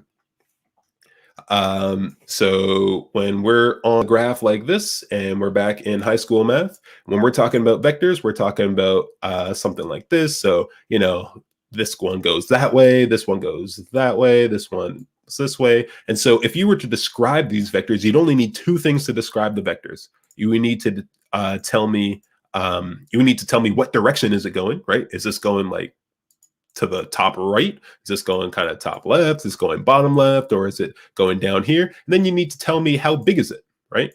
If you told me there's a vector that goes straight up and is size 2, then I could draw that vector exactly, right? That's all I need to describe it. So if vectors are two things, how do we just consider one of those things, right? In this case, we want direction. So how do we just talk about the direction without letting the size of the vector get in the way of things? Well, we go to what's known as the unit circle, which is just the circle that is exactly 1 unit long. And I'm just going to ask you very politely for your imagination to imagine that this was a perfect circle along at size 1. And what normalizing does is normalizing takes that vector that you were using and it makes it exactly length 1. So it would make it like this. So this would be the normalized vector of this guy. This would be the normalized vector of this guy. This would be the normalized vector of that guy. So it can even make smaller ones bigger. And this would be the normalized vector of that guy. And so now, if you look at this, now length isn't an issue, right? Because all of these are exactly length 1. And so now we can actually compare their directions without the magnitude getting in the way of things and like messing things up, right? Because if we had a new one, if we had something like this, we have this vector and then we have this vector. And we wanted to see like how alike are these two vectors. We want to compare their direction. Are they pointing the same way? Well, the values, the ways we do that with the dot product, by the way, the ways we do that get really messy and give us weird values if the magnitudes of these vectors are very different. And so we need a way to like compare them on the same level, get them to the same playing field from a magnitude perspective. So when we compare their directions, it's not factored, the magnitude isn't factored in any way. Okay, so that's one of the usual reasons we normalize a vector. We make it length 1. Another reason, which is the reason we're going to do it, is because we only care about the direction for that vector. And we'll set the speed some other place. So when I said, give me a random number between 1 and -1, and a random number between 1 and -1 for z and x. If you picture this as the z-axis and this is the x-axis, it could give me a number like 0.8 for z and maybe 0.3 for x. And so that would give me this vector right here. That would give me that vector. But this vector isn't exactly length 1. Well, actually, that's pretty close. I picked a pretty bad example. But the problem why I want a vector that's exactly length 1 is because as we get random numbers, it's going to give me vectors like this, vectors like that, vectors like this, and all of these vectors are going to be the same thing. And so if I try to multiply, if I have my direction vector that's all these different kinds of lengths, and then I multiply it by some sort of speed, well, I'm going to be multiplying by a speed of, say, 4. Well, 4 times this vector is going to be like that, but 4 times this vector is going to be like that. And it's going to be way different. And so I'm not going to be able to get a consistent speed for all of my randomized vectors. And so the way I can get a consistent speed is if my direction vector is always exactly length 1 because it's normalized. And now when I multiply it by 4, it will be exactly length 4. That's the other benefit. When the vector is normalized, it's equal to a length of 1. And anything times 1 is itself. So if I want a speed of 4 and I multiply it by a vector who's currently length of 1, well, that vector will now be length 4. So normalizing when working with directions and speeds like that is just super helpful because we can, now when I want to multiply, now if I have this public float cloud speed, which equals 4, now when I multiply it by 4, well, I haven't normalized it yet. So let's say direction equals dir.normalized. So we're going to normalize the direction vector for our direction. And now when I go transform.position, just like before, we said plus equals and then the direction of up. This time we're going to plus equals this direction vector. So this guy who's normalized, now when I multiply it by my cloud speed, it's going to be consistently exactly that speed. And even though it's a random vector, we randomize where it is and its direction and its length and everything, but then we normalize it. So we just care about the direction. Now multiply by cloud speed, multiply by time dot delta time. And you'll notice that in the bubble pop, this was the exact same thing. Vector 3.up is always guaranteed to be a length of 1. In fact, you can see that it's just equals 0, 1, 0, which is length 1. So vector 3.up and vector3.up and transform.up and transform.right, whenever you get the directions like this, they're always normalized. So that's a very nice for us. So yeah, I'll pick a random direction and start, and then I'll move in that direction at whatever speed we want. And so now when I go back into a Unity, I select my cloud, and we can throw that script onto it. Clouds like this, boom, and clouds. So speed is 4 right now, so that's probably going to be way too fast, but whatever. Live a little, right? Okay. Wait. Oh no, it just needs to spawn. And there it goes. So as I said, way too fast. So let's set this to like 0.2. Go back to our hierarchy, get our cloud. Let's go top down, zoom out. Let's get our cloud and let's put it back over here. And then let's come back in. And so this is very slowly moving at 0.2. I think that's a bit better for a cloud. So if you wait, so it's kind of like that movement where if you just stare at it, you don't really perceive the movement. But if you kind of look away and look back, it's like, oh, wait a second, it's all the way over here now. And so I think 0.2 is a pretty good speed. And so what we could do is, I mean, this is a box, so it's a pretty terrible looking cloud. But what we could do is, of course, we could add a bunch of these around at different scales, right? So like we could have a small one here. We could have another one kind of up here that's maybe much bigger, kind of like that. And maybe a fourth one down here, kind of in the distance, but maybe a little bit closer to us. Well, sorry, maybe like this. Wow, these were all like in the exact same position. Perspective will get you many times. It will fool you. So we have all these 4 different clouds, and then we can set them all to that kind of slow 0.2 speed. We can also randomize that speed as well. But now when we hit play, each one of those clouds will kind of slowly move in their own random direction as we get going there. And of course, you know, as always, more work on the fidelity and look of them so they don't look so boxy and stuff like that, and maybe have some more variation in them and stuff like that. But yeah, there's a little bit of movement going on with these clouds, and I think that's pretty realistic for how one would expect clouds to move and react. That was a fun one.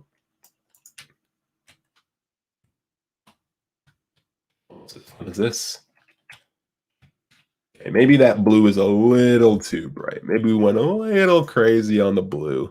All right, fine. I'll tone it down. Fine. 10 intensity is too much. Let's go to 7. Maybe 7. A bit better. You can see what's going on now. All these wave of particles. But yeah, as you see, as I keep going, they definitely moved off in random directions. And so you could still modify that more so that it's not completely random. So you don't get a case where we have now where they all just kind of leave and then it's like, oh, shoot, now I have no clouds. You could randomize it between a certain range and like make sure to place them in good spots. So they kind of randomly move across your screen, but at different kind of angles type of thing. You could definitely set it up like that, depending on what one was going for. Yeah. I need more water.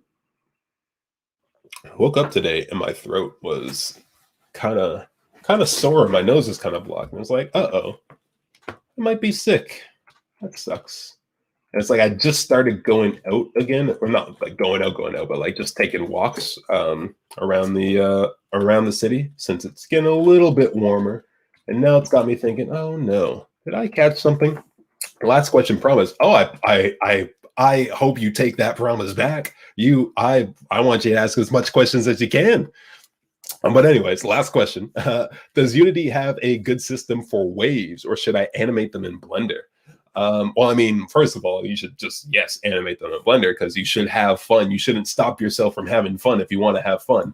But Does Unity have a good way of doing waves?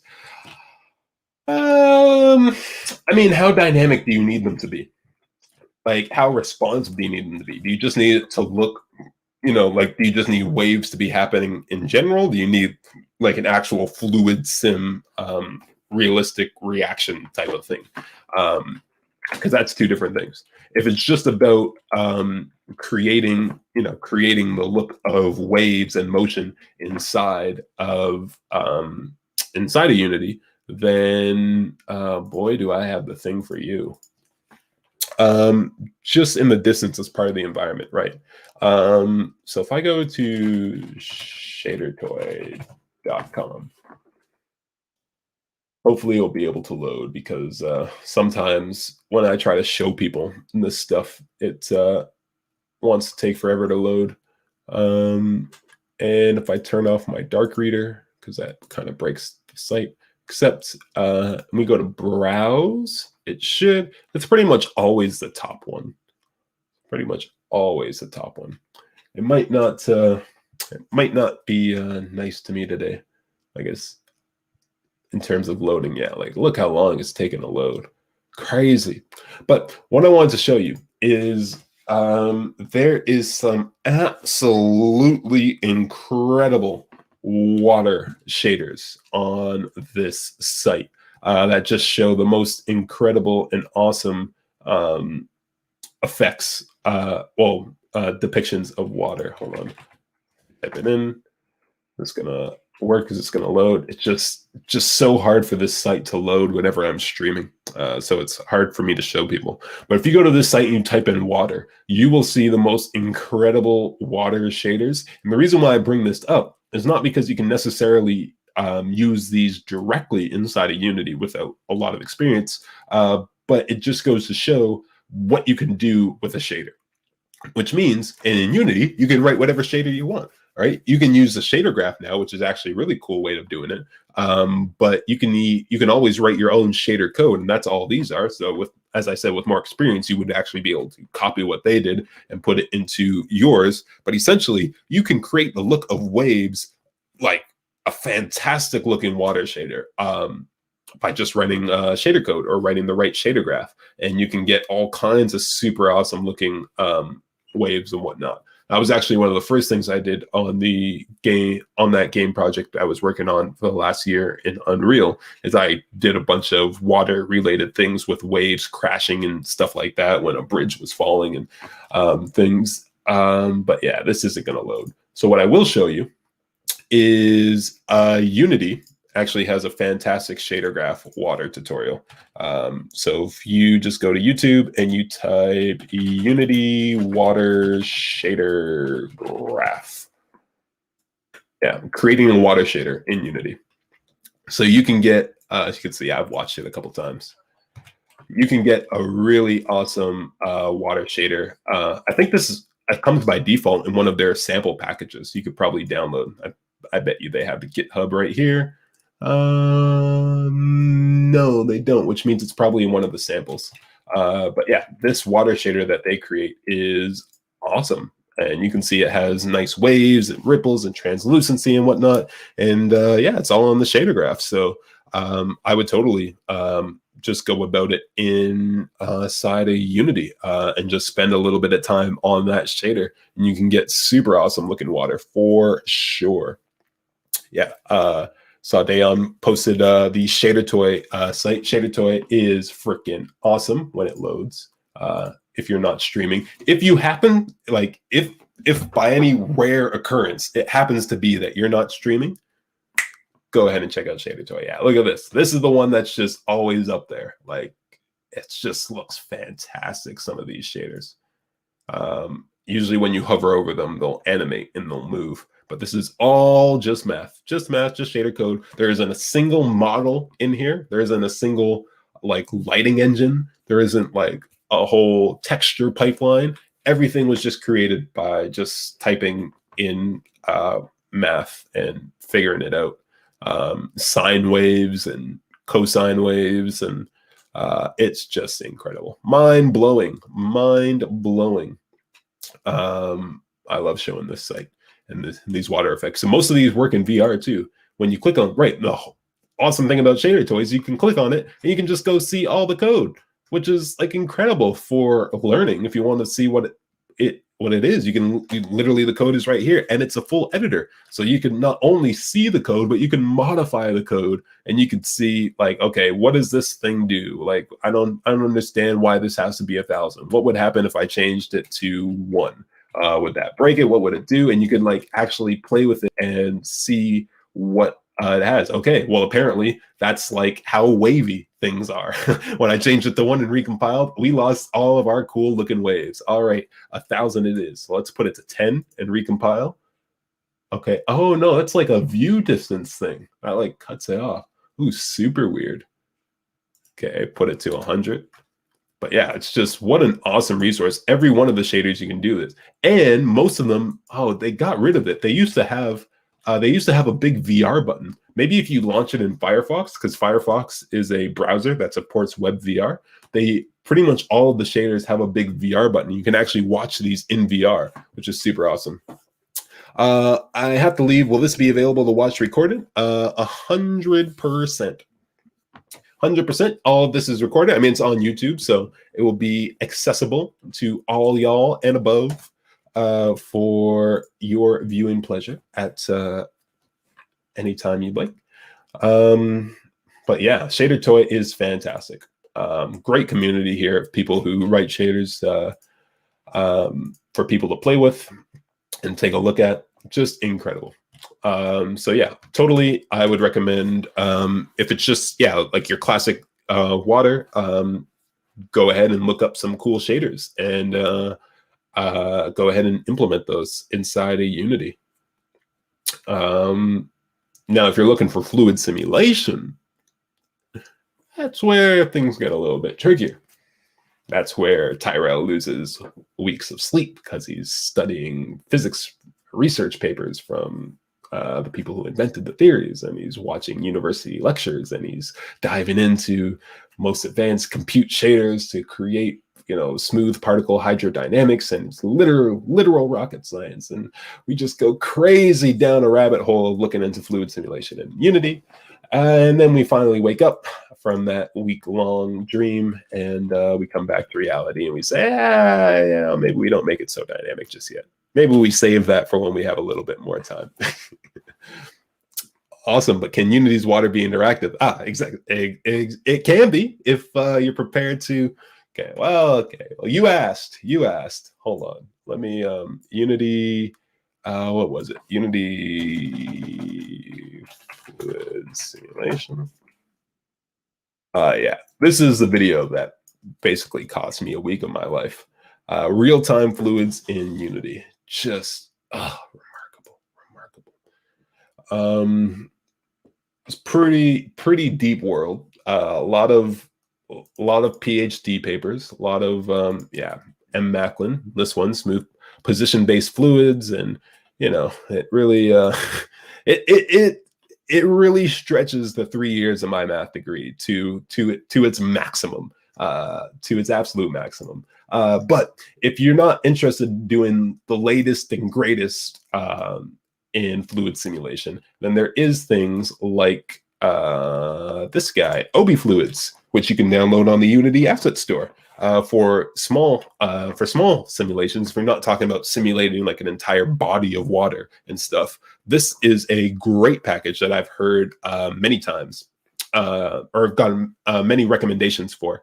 And you can do all kinds of simple fluid simulations with this, which can be really improve your game. Obviously, performance cost with anything fun in the world of computer graphics. But this can definitely take you somewhere for sure. Viscosity, so you can have viscous liquids and things like that. So yeah, if you manage it well, you can definitely still have some fun with fluids without having to literally study rocket science. Yeah, there's a link for that. But if you are interested in the rocket science, it's quite cool. It's smooth particle hydrodynamics. So literally the way we do kind of the most groundbreaking way to do fluid simulations these days inside of computer graphics, and like how they're done at like animation studios and stuff, is the same techniques that were developed by NASA to shoot to calculate like liquid fuel injection, and like to do the calculations for calculating liquid fuel injection into their rocket engines. So it's a lot of astrophysics and whatnot. So the person who developed the theory, one of the main people who developed the theory, is a astrophysicist, and we've been breaking down his in computer graphics world. We've been breaking down his papers and writing papers ourselves and coming up with techniques based off of a lot of his theories for a while. And I watched him give 2 lectures on that theory, which was pretty cool, which really helped illuminate a lot of how that stuff works. Looking to model hull shape efficiency. Looking to model hull shape efficiency. Very nice. So one site or YouTube channel that would be very cool for you. Oh, I think it's right here. Fast. Yeah, is this guy. 2-minute papers. So this guy does fantastic he does fantastic kind of recaps of papers, and I saw a lot of things on breaks. So what am I trying to say? There was this one he did on food a little while ago that goes like super in depth into so deformation has a lot of that, elasticity, and so a lot of things. There was one that was, I'm trying to remember the name of it, but it was like cooking, and it was like basically like so much of things of like bread breaking and like just the most like advanced cooking simulations you've ever seen, you've ever known. I'm not going to be able to find it here, but it's just like insane. So this guy goes through a lot of, oh yeah, there you go. There's a little bit of it with like the meat and exactly how it breaks and deforms. So this guy has super awesome tutorials, or not, sorry, they're not tutorials. He just kind of goes over the ideas quickly. He basically summarizes, puts all of those super high-end, the latest and greatest of PhD papers, and he puts it into terms we can understand, and also terms that we can get excited for real time, for i.e. Unity dev and stuff like that. So if you want to stay up to date on the techniques that are out there and available for doing things like modeling like deformation or braking or collisions, or dynamics, fluid simulations, and wind turbines, and all kinds of like just super like the top end of physics. It's probably in this guy's channel somewhere. I mean, he's got it all. He's absolutely got it all. I'm trying to find that one on baking. It was just incredible. I've never stared at just bread. Yeah, baking and melting. Is it this one? Yeah, somebody's PhD paper was like on this stuff of like just groundbreaking technology of how to like actually model all of these. Yeah, look at that. Like, just like, how is that not real? It's insane. It's insanity. And yeah, pancakes. Like you can now virtually cook pancakes. Like how are you not happy about that? How does that, look at that? That's like a perfectly modeled pancake bake, a perfectly modeled roast of a marshmallow. Tell me there isn't just a fantastic game here. Well, I guess not, because this would just make people far too hungry. You'd have to have this like associated with skip the dishes or something. There'd have to be some sort of branding collaboration to go along with this, because look at those cookies melting to the bake, and that one burnt because it's closer to the oven, and that one the chocolate melts more, and yeah, just pure insanity. This isn't the video I watched. The video I watched had much more bread breaking. Most amazing physics simulation right now. Okay, this is the one. So much breaking, so much bread. Yeah, all these different foods. So cool. But yeah, My pleasure. Yeah, look at that. Look at the clothes. Look at that cloth simulation.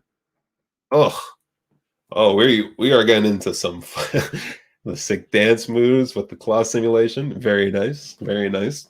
I know Unreal has a really nice cloth simulation by default, but you can do it in Unity as well. Uh, but yeah, the more and more advanced we get, the more realistic. Like once you start getting deeper and deeper into computer graphics, and you start realizing how complex so much of this stuff is, and you start realizing like how much we don't see, and how much they're faking, or how much isn't like actual, isn't real. And so when you look at a lot of computer graphics, and like you can instantly tell it's not real, so much of it comes down to these intricate things that these papers are trying to solve, and are working to fix, and help animate that much better and simulate that much better. It's like it's incredible how complex some of the most simple things in nature are, to actually recreate in a computer engine, in with less than a million years to render. Look, folding, complex folding. They have all the sounds in here too, which is pretty incredible. Like that is just so, yeah, look at that mesh. Like there's just uber amounts of complexity happening with the calculations of these guys. Like top physics research. And this guy summarizes it all for us, so we can use it in our video games. It doesn't. How does that not make you just go yes when you hear that the same technology that was developed so that NASA could properly calculate their liquid fuel injection is being used to make your water look cool? I find that awesome. Oh yeah, there's a bunch of sound. So like the sound recreation. I'm not sure if my sound is shared, but the sound recreation for these is what he's demoing right now. Like the crinkle sounds are like perfect for all these different types of crinkles and cracks and stuff like that. So a lot of research going into that as well. And hopefully it gets standardized enough and worked on enough by people smarter than you and I, so that eventually they create a plugin for us that we can just download and drag and drop into Unity, and we can harness their power and their hard work, and we can make our games look that much more awesome. That's the plan. That's the goal. Boom. That was an awesome little segue train. Did enjoy it. Definitely enjoyed it. So yeah, keep them coming. And especially you, Sarah. You got any more questions, throw them my way. Do not hesitate. Yeah, XR, VR, AR, design, Unity, Unreal, C#, C++, programming, node graphs, the industry, portfolios, resumes, interviews, aim recommendations, all kind, anything. I'm down for it all. Love all the questions. I feel like I have a decent amount of knowledge. I think it's only fair that I try to give some of it back, and share as best as I can with some of the techniques I've developed and things I've experienced and learned with the way this industry and world seems to work. Weigh a little bit more with this. Clear them out.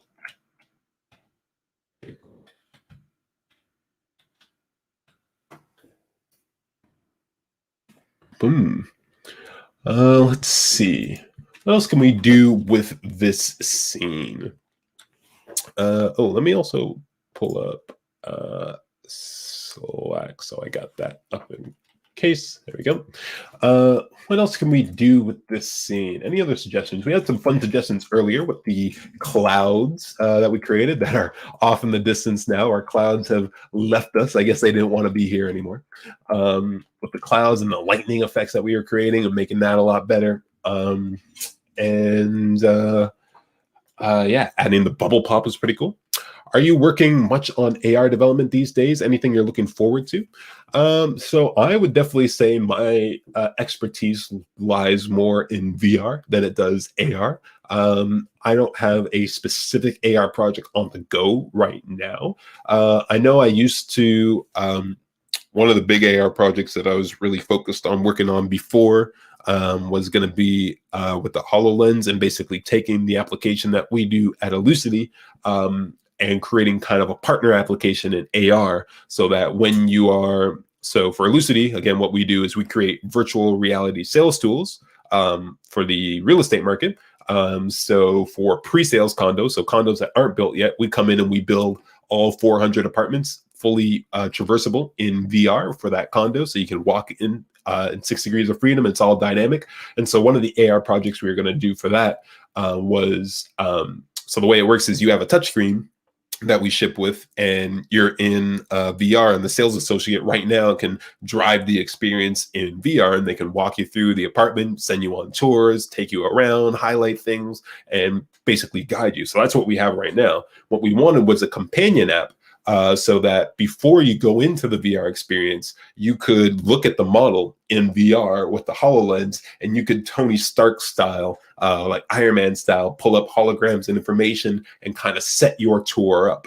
So you could kind of get all the basic information early, and then send that to the VR system. And so then when you go into VR, you can actually go through the tours, and we can leave the VR experience for much more of kind of a experiential one, much more immersive, without giving you as much information, because we're able to give you more of that information on the AR side. So we're going to do a lot of cool things with that on the models. We spent more time focusing on the VR yet, and haven't really got back to that side of things. I think because the HoloLens is so expensive, it was hard to get a dev kit for. But that's kind of the last big AR project that I was focused on. Next Friday is going to be Nikisa. Yeah, she's an AR expert for sure. I usually defer most of not most of, but anything like super AR in depth, I usually talk to Nikisa as well, and throw some things her way, and she throws the shader questions my way. It's a nice balance we have. But yeah, that was going to be a pretty cool AR project. I think one of the coolest things with AR is definitely that ability to go full Tony Stark on it, and just the fact that AR definitely is much more approachable to people, because it's something they can understand much easier than VR. Because unfortunately, VR, it's really hard to explain how mind-bending, like how just incredible VR is. Like when you watch it, it really doesn't look like anything, right? It just looks like a shaky video of stuff we've already seen at much lower quality, because we can't run the same type of graphics we can get on regular PCs now. So with VR, it's always been a lot harder to convey how incredible it can really be. Whereas AR, people get it right away. It's like, oh yeah, that's cool. You can literally have a floating hologram of information all around you. And I think that's one of the reasons why AR has taken off so much compared to VR. Another reason is just because of its accessibility. Obviously, there's even more kind of convincing you have to do with VR, because you got to, convince people to put the headset on, maybe sit down and have more space and stuff like that. Whereas AR, it's just downloaded on your phone. Like your phone's already using AR for most people without them even knowing, right? Snapchat filters, all of that is AR. A lot of the sensors in your camera for some of the depth calculations that they do, for a lot of those cool depth of field effects and some of the 360 things they do, a lot of that is all using the AR camera sensors. So or face detection, unlocking your device with your phone. Unlocking your phone with your face is also using a lot of the AR technology. And so that's just so much more approachable for people, which is why I think it's taken off more, even if VR in some cases is just can be just far superior of an experience. But obviously AR has its huge benefits as well, because one of the reasons why it's so much more accessible to people is because of how easy it is to integrate into things. You don't need a big headset. You can just look at it through your phone and still get a pretty awesome experience. Although I still think with both, VR is going to get a lot better when it starts to get more wireless and the headsets get a lot smaller, so closer to the Quest and where they're going. And AR is going to get a lot better when you don't have to hold your phone up, but the wearables like the HoloLens and whatnot become also much cheaper and much more accessible. And, we can have some sort of device that we can just clip on to any glasses that we're already wearing, or we can buy empty glasses and just clip something really small and very lightweight onto here and boom, get AR. Right from there. So it's stuff like that for both technologies that is really going to push them a lot farther, in my opinion. But it's stuff like that that is being developed by the top of the top companies out there. So it's coming. It's coming. So it's on us as developers to be ready for when it comes, so we can capitalize on it and we can profit off of it and benefit and be the first to market with some of those groundbreaking applications, right? Getting into Unity now, before it gets too flooded and while the information is still hot in there, is a super good idea, because when Apple comes out with their AR glass, you can bet it's going to be developed. You can develop for it on Unity, because Unity is the premier platform for developing XR content. So there's going to be modules that allow you to develop for AR glass as soon as it comes out for Apple. And so if you were around when the iPhone first came out, then you're probably aware that there wasn't that many apps when it first came out. But there was still a lot of iPhones, which means the first people who were on there, the first people who were on that app store are millionaires, if not close to billionaires. Well, not billionaires, but they have a lot of money because they were the first ones to market on that app store.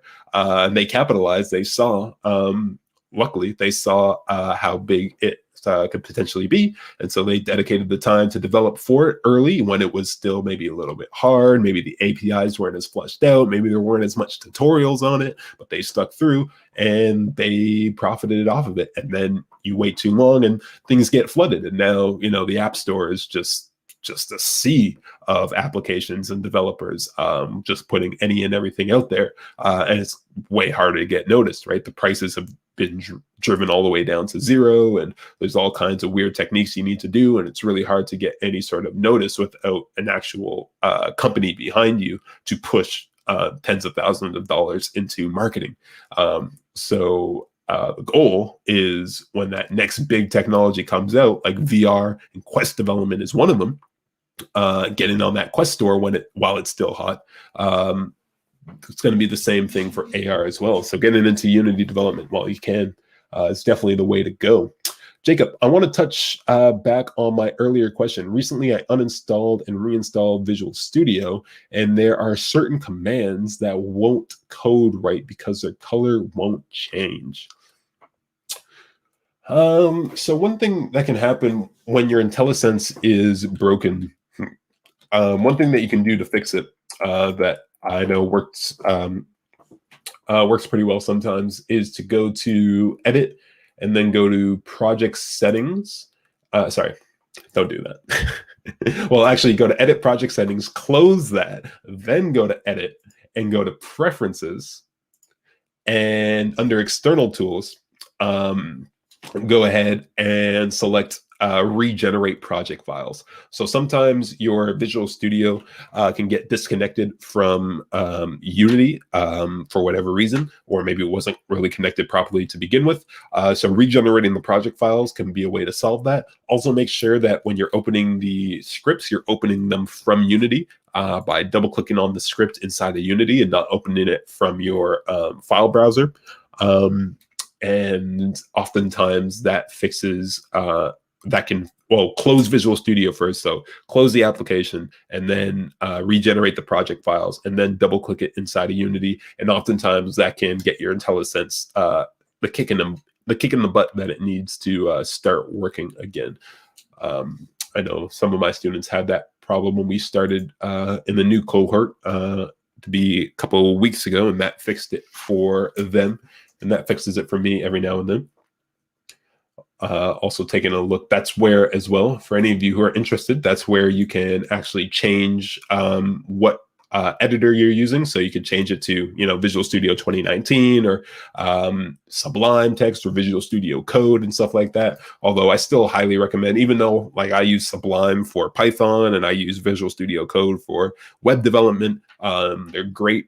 They're both great at that. But unfortunately for Unity, it's really Visual Studio or bust. You really need that IDE and that syntax highlighting and whatnot, and or the IDE, the code completion, the IntelliSense, Sublime and Visual Studio Code and others are just missing too many of those features for Unity development specifically, unfortunately. So yeah, come in here, regenerate the project files, making sure it's set to the correct version, and hopefully that works. I'll go try it out. Thanks. No worries. I think I know Tamara, one of our somebody else who works at CircuitStream, setting up some forums and question posts and stuff like that. And one of them is going to be how to fix IntelliSense, or what to do when my IntelliSense isn't working. So I'm pretty sure we'll have a forum post soon, or an article or something like that, or a blog post on ways to fix those issues with IntelliSense. I've seen that ruminating around the company Slack channels. So that'll be fun when it shows up for sure. Good question, though. I know IntelliSense can be tricky. Working, just be lucky, or be thankful. The IntelliSense in Unreal and C++, far worse. It highlights things as errors in red when they're not. Sometimes it works, sometimes it doesn't. Sometimes it doesn't really compile your code and you have to do it again. It's much weirder.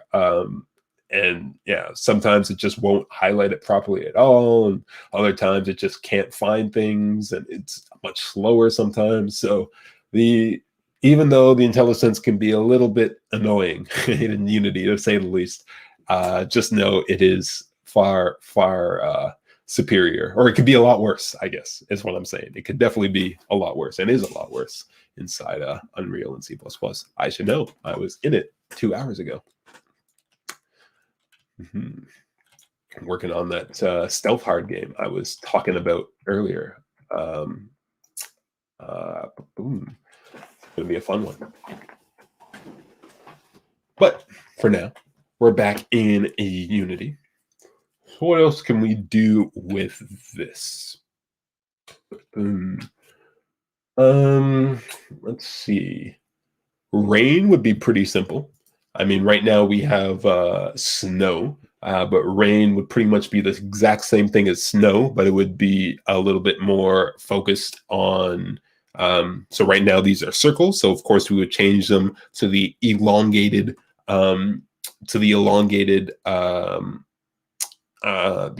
particles, like what we had for the sparks, and throw on kind of like a refractive water shader. And just like that, we would have rain.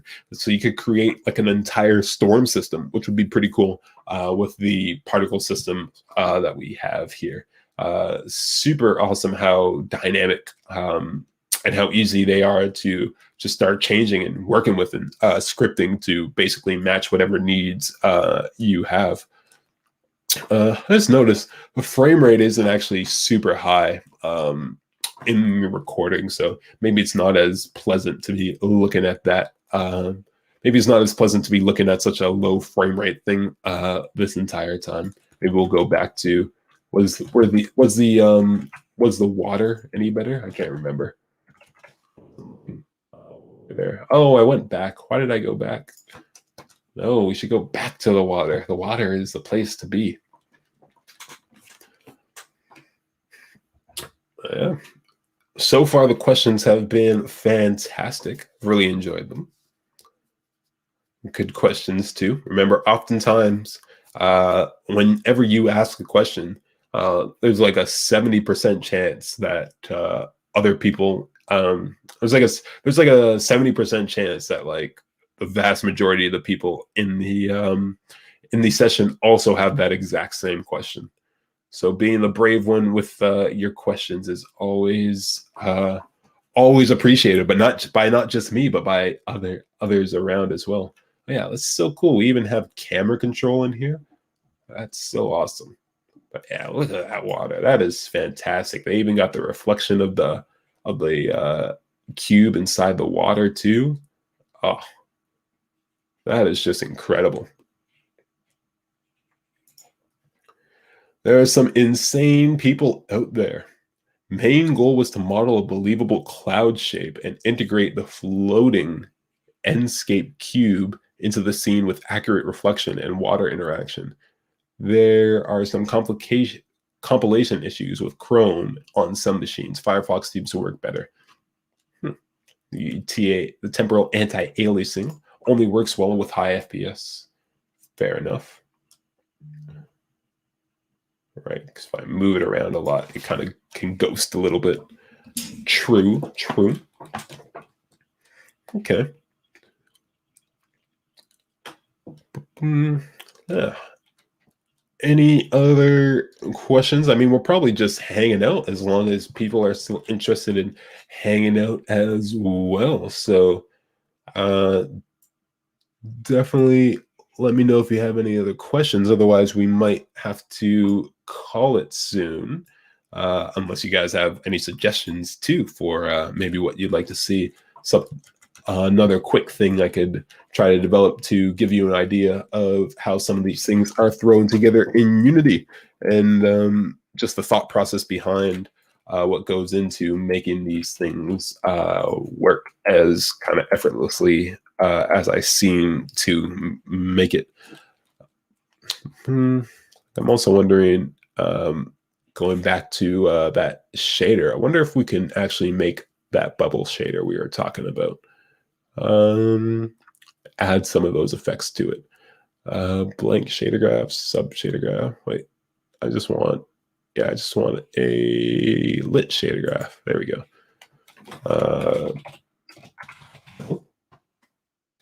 Not sure how I'd get all the colors in there, but I could definitely at least make this look a little bit better.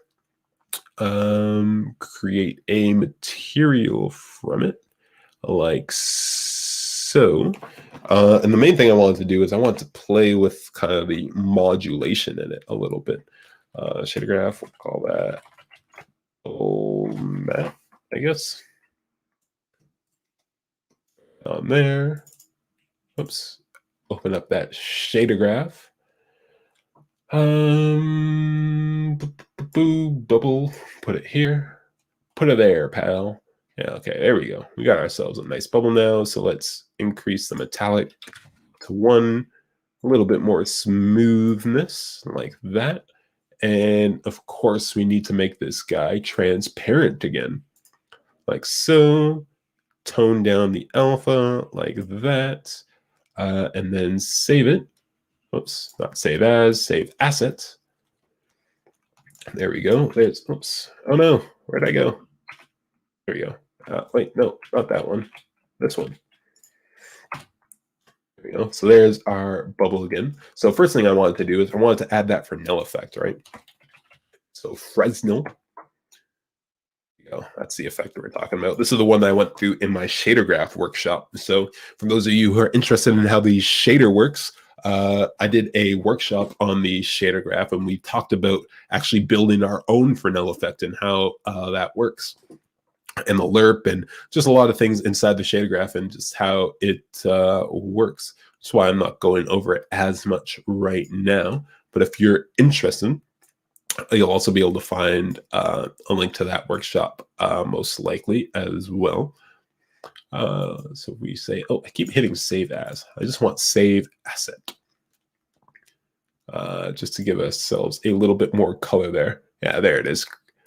I knew you'd find it.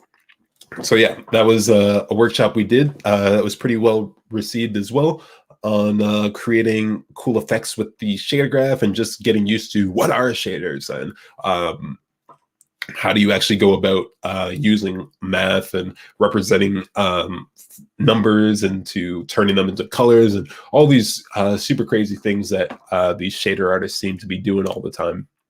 How does that actually work? So we went into a lot of fun depth with that. But I'm just trying to figure out. I'm not seeing it that much right now. Hold on. We go back to 1 and save that. Why am I not seeing this effect? Oh, first of all, let's turn off the graph because that's really annoying. And let me add a color node into here. This basic color, we'll take our basic color and we'll output it into the base color like this. And maybe we'll make it red. Oh, it's because it's metallic. That's why we're not seeing any color.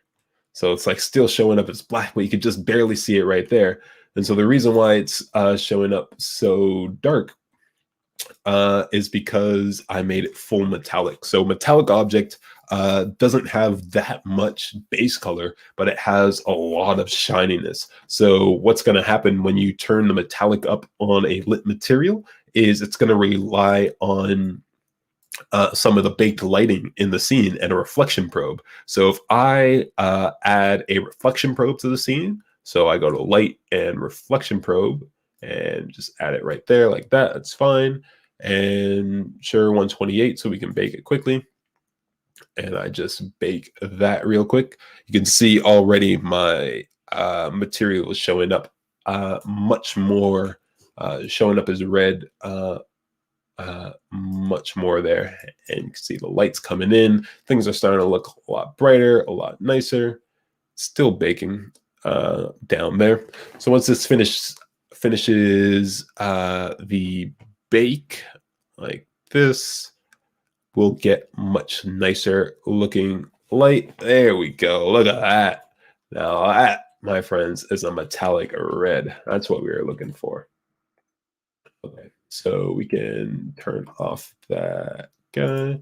So let's just click on here. So there we go. Now our object actually looks red and we can see all the pretty reflections inside of it. So now if I turn the alpha back down to something like 0.24 maybe, save that asset. There we go. It looks a little bit cooler like that. That's a little low though. So let's maybe do that. And maybe we can put the Fresnel into there too. So it's more transparent in the middle than it is on the outside. In fact, let's do that. So if I put this into the alpha, so the outside will be, boom, the outside will be really transparent, or sorry, the outside will be very visible and the inside will be closer to transparent, kind of like that. Yeah, there we go. So we kind of get a hint of the color on the outside as it fades into the inside. But if I want to make this effect stronger, I can, of course, just add in our multiply. So I can multiply this by whatever number I want. So if I drag off of this and turn this into a float, just like C#, then I can right click on it and turn it into a property. I can convert to property, and then we can rename this to opacity strength, I guess, is kind of what this is. This is a strength control on that opacity. And we need to open up the graph inspector and node settings to set some values on here. So I want this to be a slider between the values of 0 and 4, I guess. Sure. Let's save that asset. And then we want to actually use that. So now let's save that asset. And it's set to 0 right now, so the object is completely gone. But if I lock the inspector and then go open up the material, we can bring it in. And look at that. There we go. So we can have a bit of that bubble effect here. This is the Fresnel fall off power right there. So we can create a value for that as well. So we can call this float, and then we can turn this into a parameter as well. So I can convert to property, and I can call this guy I guess we can call this the fall off strength maybe. And I can again turn this to a slider that goes between 0 and 10 this time, maybe. So save that. And now I have a slider there, and so we can fade it out so it's really thin, but then maybe really sharp, or really light and smooth on the way in like that.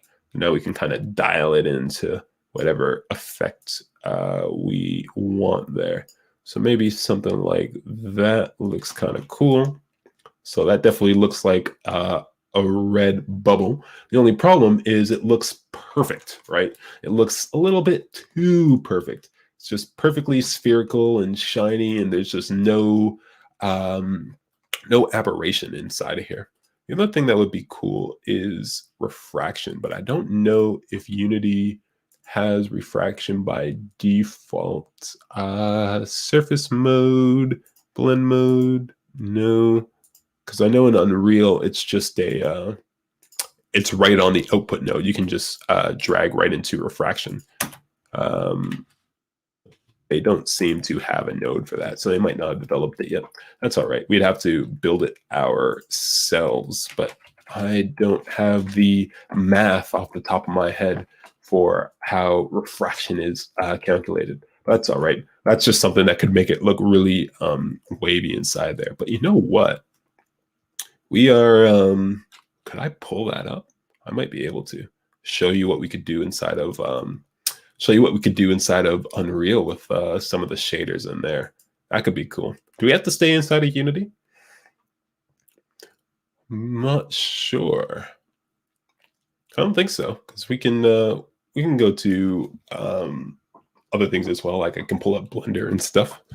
It might be cool to show you some of the stuff we can do inside of Unreal, because again, they've just had a shader graph for a longer period of time, so some things are a little bit more developed in terms of like the more advanced things like refraction and stuff like that. So that might be cool. Okay, nice. So let's pull that up, because I can show you some really fun things in there. Although it's been a little, well, I mean, I'm literally working in Unreal right now for the project I'm in, but it's been a little while since I've done, actually, do I want to go? No, maybe I'll just open up my project. Yeah, I'll just open up my project. Boom. Let's go there. And let's open that up like that. And yeah, so some of the things you can do inside of Unreal with the shader graph, super fun. Unity is getting there, not all the way there yet, but you know, they're working on it, and I think it's pretty fully featured now. Like there's not much you can't do inside of here yet, besides refraction, easily at least. But yeah, could definitely get some cool things. I wonder if we could get that. What I want is to know if we can get that bubble effect going with the with this bubble shader here. So I'm thinking of if we have a tessellated sphere, and then we have a if we have a tessellated sphere, and then we add a little bit of noise to the vertices, a scrolling noise, so they just go in and out, in and out. I think we could get a really wavy effect on our sphere. I'd love to show you. Is it opening? I don't know if it actually launched anything. There we go. Oh, there we go. Now it's on. Now it's launching. I was like, yeah, it doesn't usually take that long. I'll just go to a random scene here, get a sneak peek at some of the stuff we're looking at. Yeah. So if we get a tessellated sphere, which we actually created in Blender already right here, then we should be able to get some really dynamic and cool looking effects on a bubble. So let's see. If we take this sphere, let's delete the camera. Let's go back to object mode. Let's delete the light. Delete, and delete the camera, delete. and then sphere, and rename this to bubble. And then with everything selected, I can go to File, Export, FBX, and we can just call this bubble FBX. Bubble FBX. Yeah, all that's fine. Sure, let's export it to documents. Oh, why not?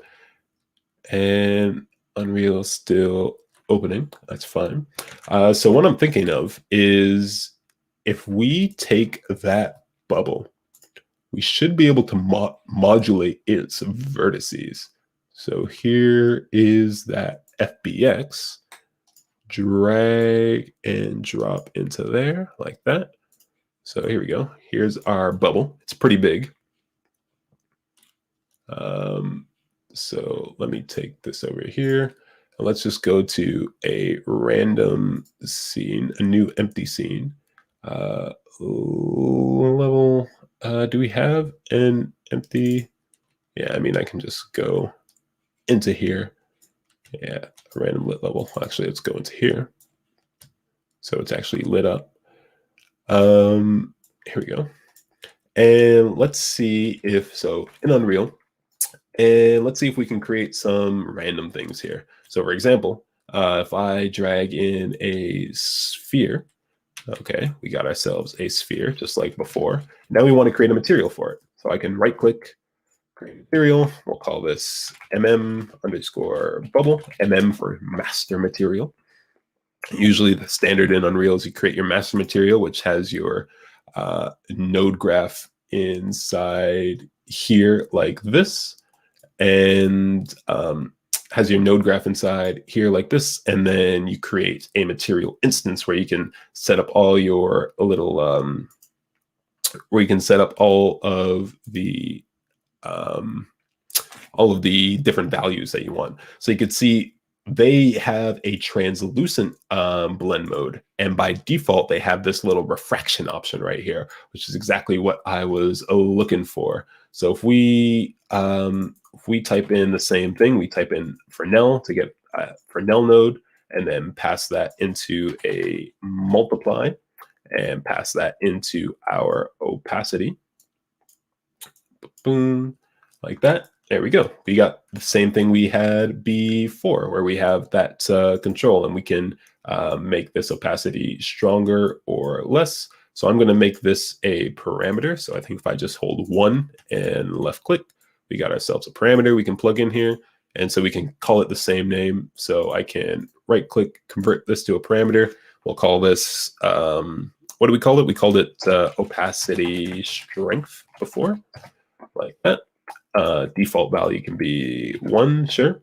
And then the exponent, I believe, is the value that we want that controls the fall off of that Fresnel. So we can call this, again, same thing, right click, convert to parameter. You'll see how similar the graphs are and the way they work with this. And what do we call this? Oh, let me make sure I still have the comments pulled up. There we go. What do we call this? We call this the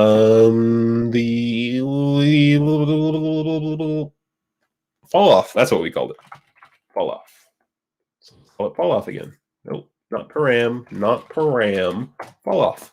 Okay, so we got ourselves a fall off control and an exponential control, but you can see when I change these, it kind of takes a little while for them to show up because it has to compile it and then wait and then wait, and then it shows up. So it's a little bit annoying. So that's why in Unreal, we create the material instance. So this is the master material.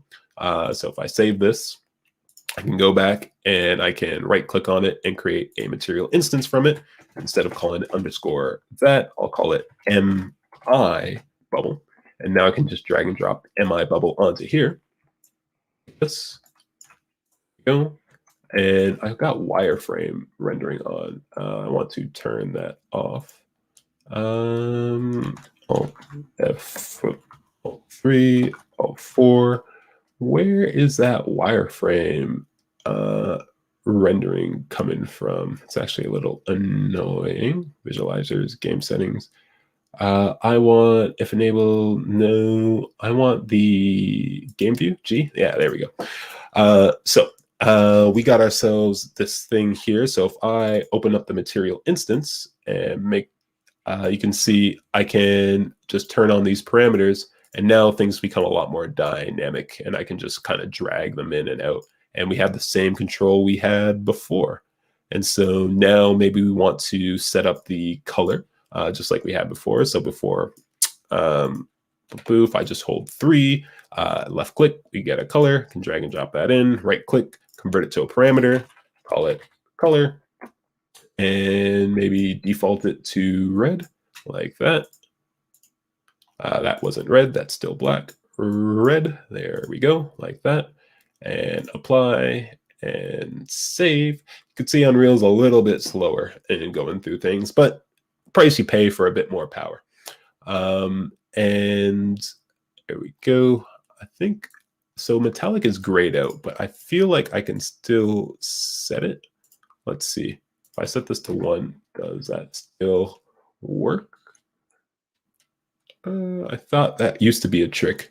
A little bit, not as much. That's all right. The translucent material isn't as isn't a lit material like the other one. But now we have a color option as well, so we can tone that down and redness.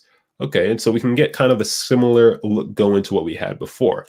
But here's the fun part. Here's the whole reason we opened up Unreal is for this option right down here. So if I hold 1, left click, and put in a value into here, and then convert this to a parameter and call this refraction, and default it to a value of 1, and apply that, and then go back to the bubble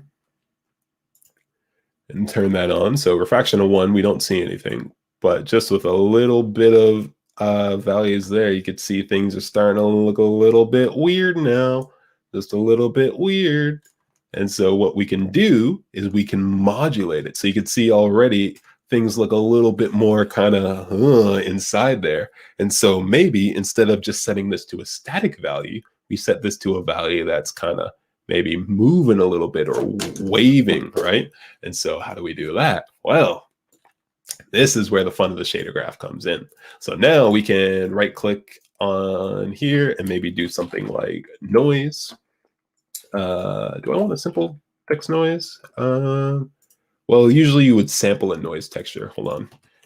If I hit T to get a texture sample and go into here, we can look for a noise texture, which should be in by default. There should be a default noise. Yeah, T noise 01. I don't really like the look of that. Oh, we don't have starter content in this project. So we don't have all the default stuff. Yeah, these noises kind of suck. Sky clouds, smoke. Okay, that's a little bit better. T-smoke tiled. This might work. Maybe if I add a little bit more contrast to it. So if I put this into a power node, take a look at it at a power of 2. Okay, a little bit darker. Let's add a value off of this so we can control it like this and drag it up a little bit more. So like a value of 3. Exponent. I'll say what? Apply. Reload that, please. You're not supposed to be white. Or is the preview not going to work? Yeah, there we go. So, okay, that's a little bit more contrasty. So let's convert this to a parameter as well. We'll call that noise contrast. Okay.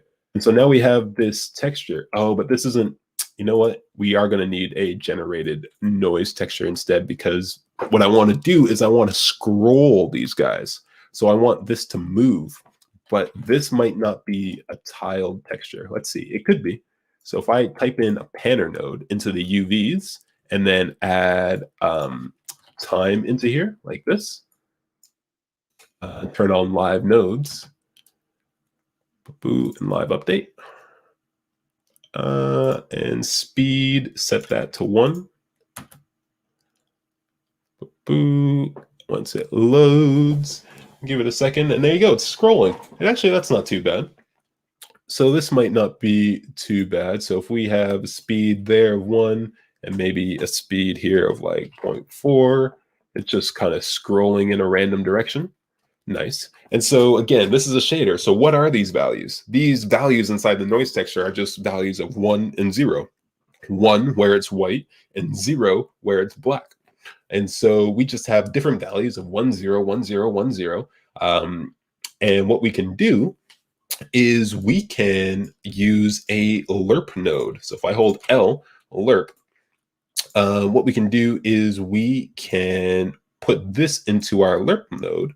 And so we can have a value of lerp between wherever it's 0, it's going to have my refraction number. And wherever it's 1, it's going to have the value of 1. Now that probably made no sense. So first of all, let's see what it does. Error. Why is error? This needs to be connected. It doesn't need to be connected. You're just a value of 1. I'm going to make it work first, and then we can walk through and explain what on earth is going on. Apply. The material compilation error, so it will not render correctly in feature level SM5. The current material has compilation. Yeah. What's the linear interpolate? Oh, it's because this is a vector 3. 1 second. There we go.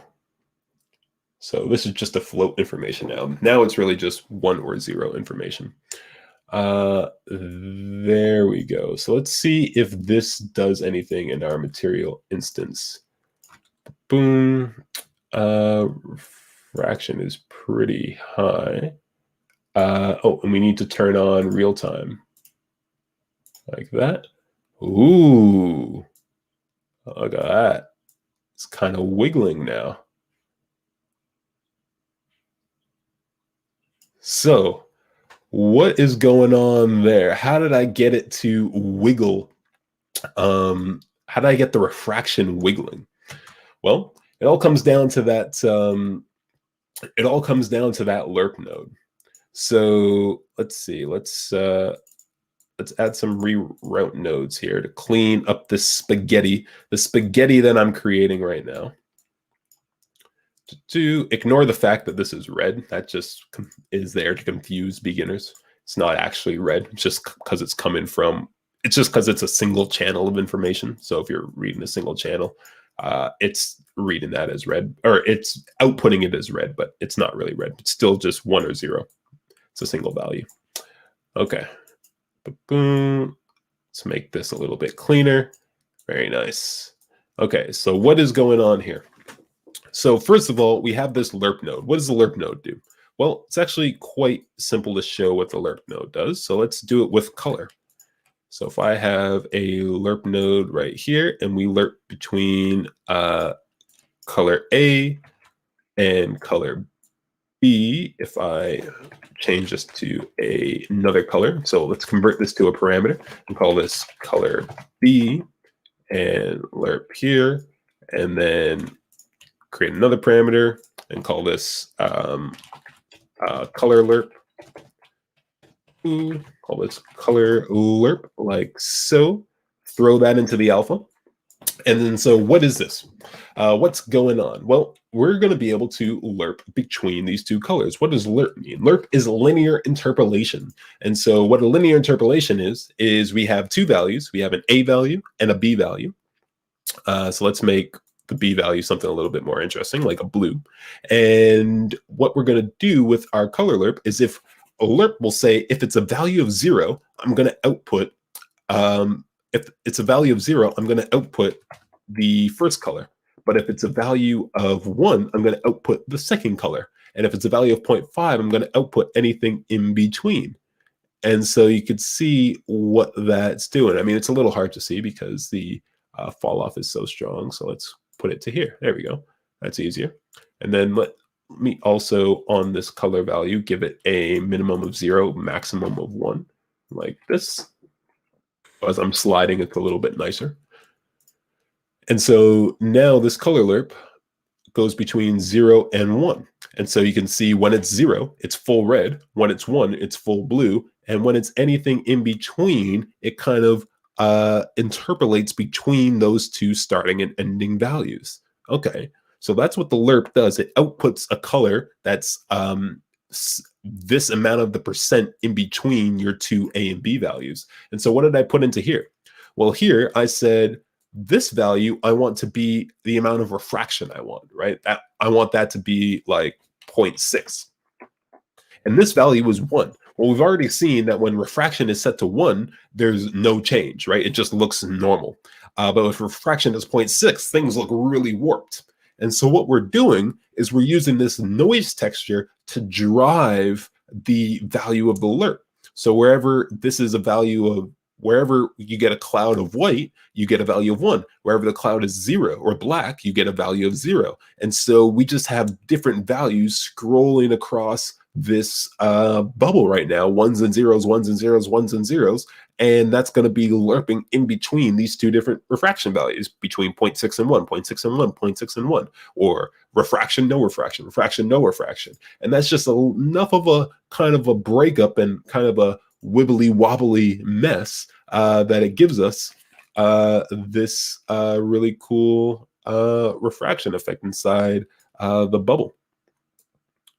Like that. Cool. So now that we got some fun refraction, what else can we do? Well, we could also play with the world position offset. We can offset the different vertices of the mesh. Ooh. So with that, for example, if I had a parameter, convert it to a parameter, and I call this offset, and we throw this into world position offset and apply. So we're passing in a value of 0, 0, 0 to the world position offset. Passing in a value of 0, 0, 0 to world position offset. So if I increase this, it moves in the X direction. If I decrease this, it moves in the negative X direction. If I increase this, unreal Z is up. So if I increase the third value, it moves up. And so we can offset all of the vertices just like that. And so this world position offset gives us control over where the vertices of the mesh are offset. But the thing is, we're applying this transformation to every one of those verts right now. So each vert is getting this offset applied to it. And so what can we do? What can we do with that to make a cool effect? Well, what if instead of applying the same offset to every vertice, we applied this noisy offset to the verts? So what if we said, we took this information here and we said, I want you to wiggle these verts in X. So if we, make float 3, something like that. Yeah, what is that using? That's, oh, right, using a pen node. Just reminding myself. But anyways, so if we put like these values into X, but maybe if we multiply them first by an amount, so these are going to be 0 to 1 values. And so if we multiply this by some parameter, it's going to be 0 to whatever this parameter value is. So if we call this offset amount, and I set this to 10, then if the values were 0 to 1, if we multiply that by 10, then the values are going to be 0 to 10. If I multiply that by 100, then those values are going to be 0 to 100. And so now this should offset the vertices by 0 to 10 centimeters in the X direction. And let's see what that does. So it loads. And so not too much movement is perceivable, but just a little bit is going on. But what happens if I slowly increase that offset amount? Oh, there you go. That's that bubble's certainly moving, but you're starting to see the problem that I was talking about is where when we move those individual verts, it looks very sharp sometimes because there isn't enough tessellation on this sphere. So what I want to do is I want to import that sphere from Blender that I created. So I can do that by just drag and dropping into here like this. And let's just importing bubble. And then let's use this bubble instead. It's pretty massive. And let's put this shader on it. And there we go. That one is much smoother. Now, there's some problems with exporting in terms of like how it's being lit right now isn't the greatest, because you can see the lines. You can see the lines and the normals. I think I need to smooth the normals. I can do that in Blender really quickly. So if I go back to Blender, let's go to solid view. Object view, okay, and then I want to go to object.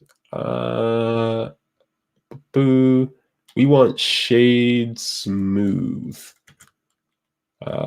Mesh. Where is that shade smooth? Shade smooth faces. Yeah, I think that's what I want. Oh, I'm playing right now. All right. There we go. So if I set it to shade smooth, which I just did, shading, smooth, yeah, smooth faces. Okay, normals, boom. Let's re-export this now.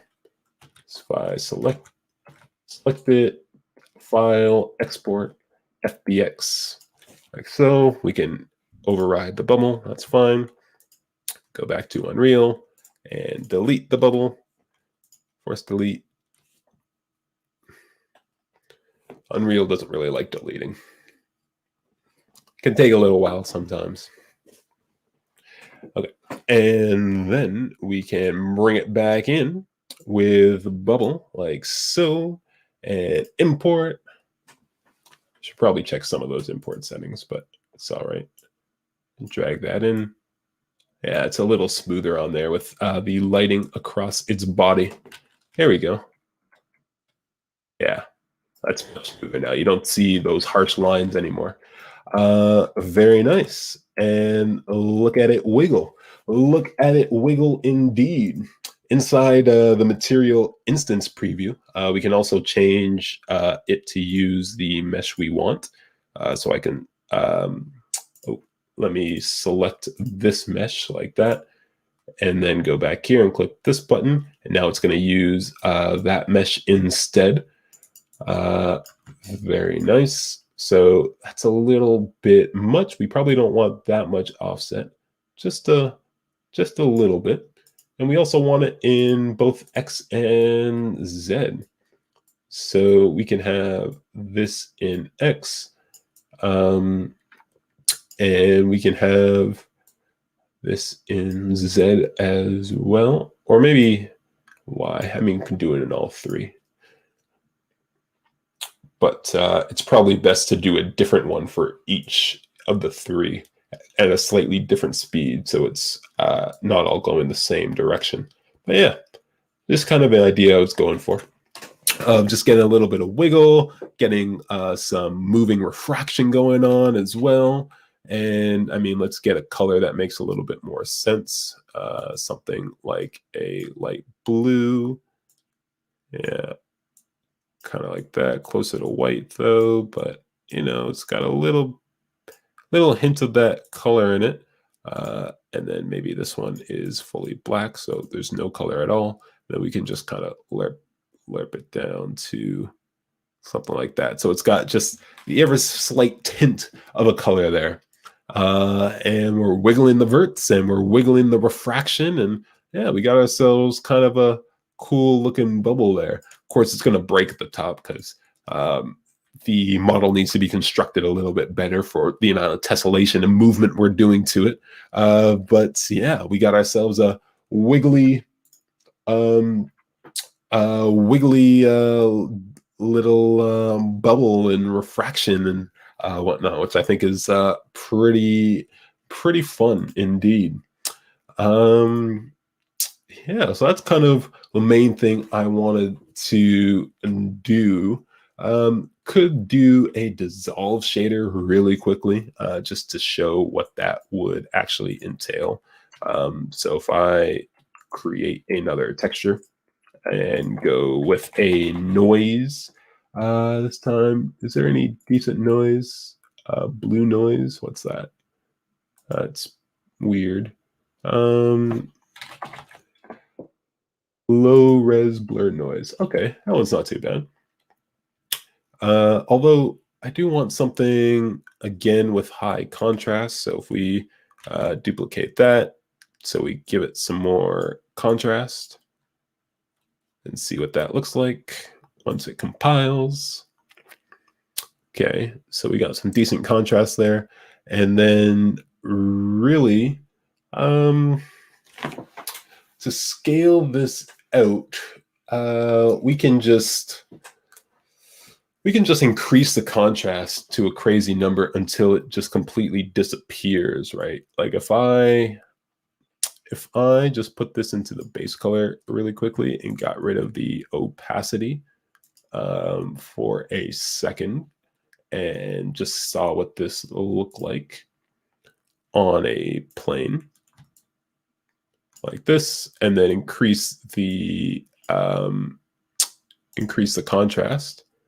Yeah, this kind of contrasts it out and it just disappears as it goes that high. Zoom. So if we use that for opacity, it would look like it just breaks up in a random way. So the only thing that I'm thinking of is let's get a slightly noisier texture rather than that kind of very smooth one. So let's type in noise.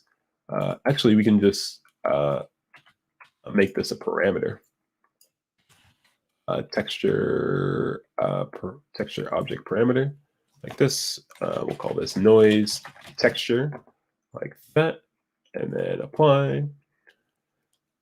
And it's using the default texture right now, but we will change that to a actual noise texture. Let's just see what the different options they have. Noise erosion, well, definitely not that one. Noise shape, also weird. Wait, why is it so liney? T-noise, red dot. Okay, there we go. It's not super liney. Oh, it's because we're doing this weird offset. Set that to 0. There we go. I'm just looking for a decent noise. Yeah, that one will do. And so as we increase the contrast, it just, boom, it's gone. And so if we set this to 0, then what we can do is this can be our opacity. What do you call the dispersion? No, diffusion? No, it's on the tip of my tongue. The dissolve. This can be the dissolve control. So instead of calling it noise contrast, we'll call this dissolve amount, like that. And then we'll use this to multiply against our opacity. So we'll connect our color back up as it was before, but this time we'll hold M to multiply. And before going into our opacity, we'll multiply it by this guy, which is our noise texture, just like that. And so as we multiply this up, remember when it's a value of 1, or when it's all white, it's going to be it's just going to multiply by 1, so nothing's going to change. But as it gets darker and darker, and as it goes all the way to black, which we saw happen when we increase the contrast, it's going to multiply it to 0, and it's going to fade away completely. And so now with this diffuse amount, if this is set to 0, it's going to be fully visible. And if let's see, if I go back to my bubble, like this, and then click down here, and we add some offset amount so it wiggles a little bit. Whoops, too much. Then, boom, and noise contrast. There we go. Give it a little bit of noise. Then we can dissolve it out like that until it disappears. Now the refraction is still on there, so we would have to increase the refraction as well. or decrease the influence of the refraction as well. But yeah, just kind of a quick way to fade it out rather than fading it out across the entire bubble seamlessly. Can kind of fade it out in kind of a noisy way. There's different ways to do it as well, which can break it up even more, but that's just a quick way to increase.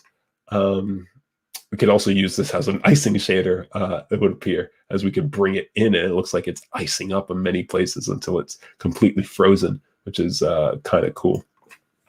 But yeah, I think that's a fun place to leave it for now, probably. Yeah, I hope I don't see too many more questions, so I'll probably call it there. But I hope you guys enjoyed our happy many hours today. And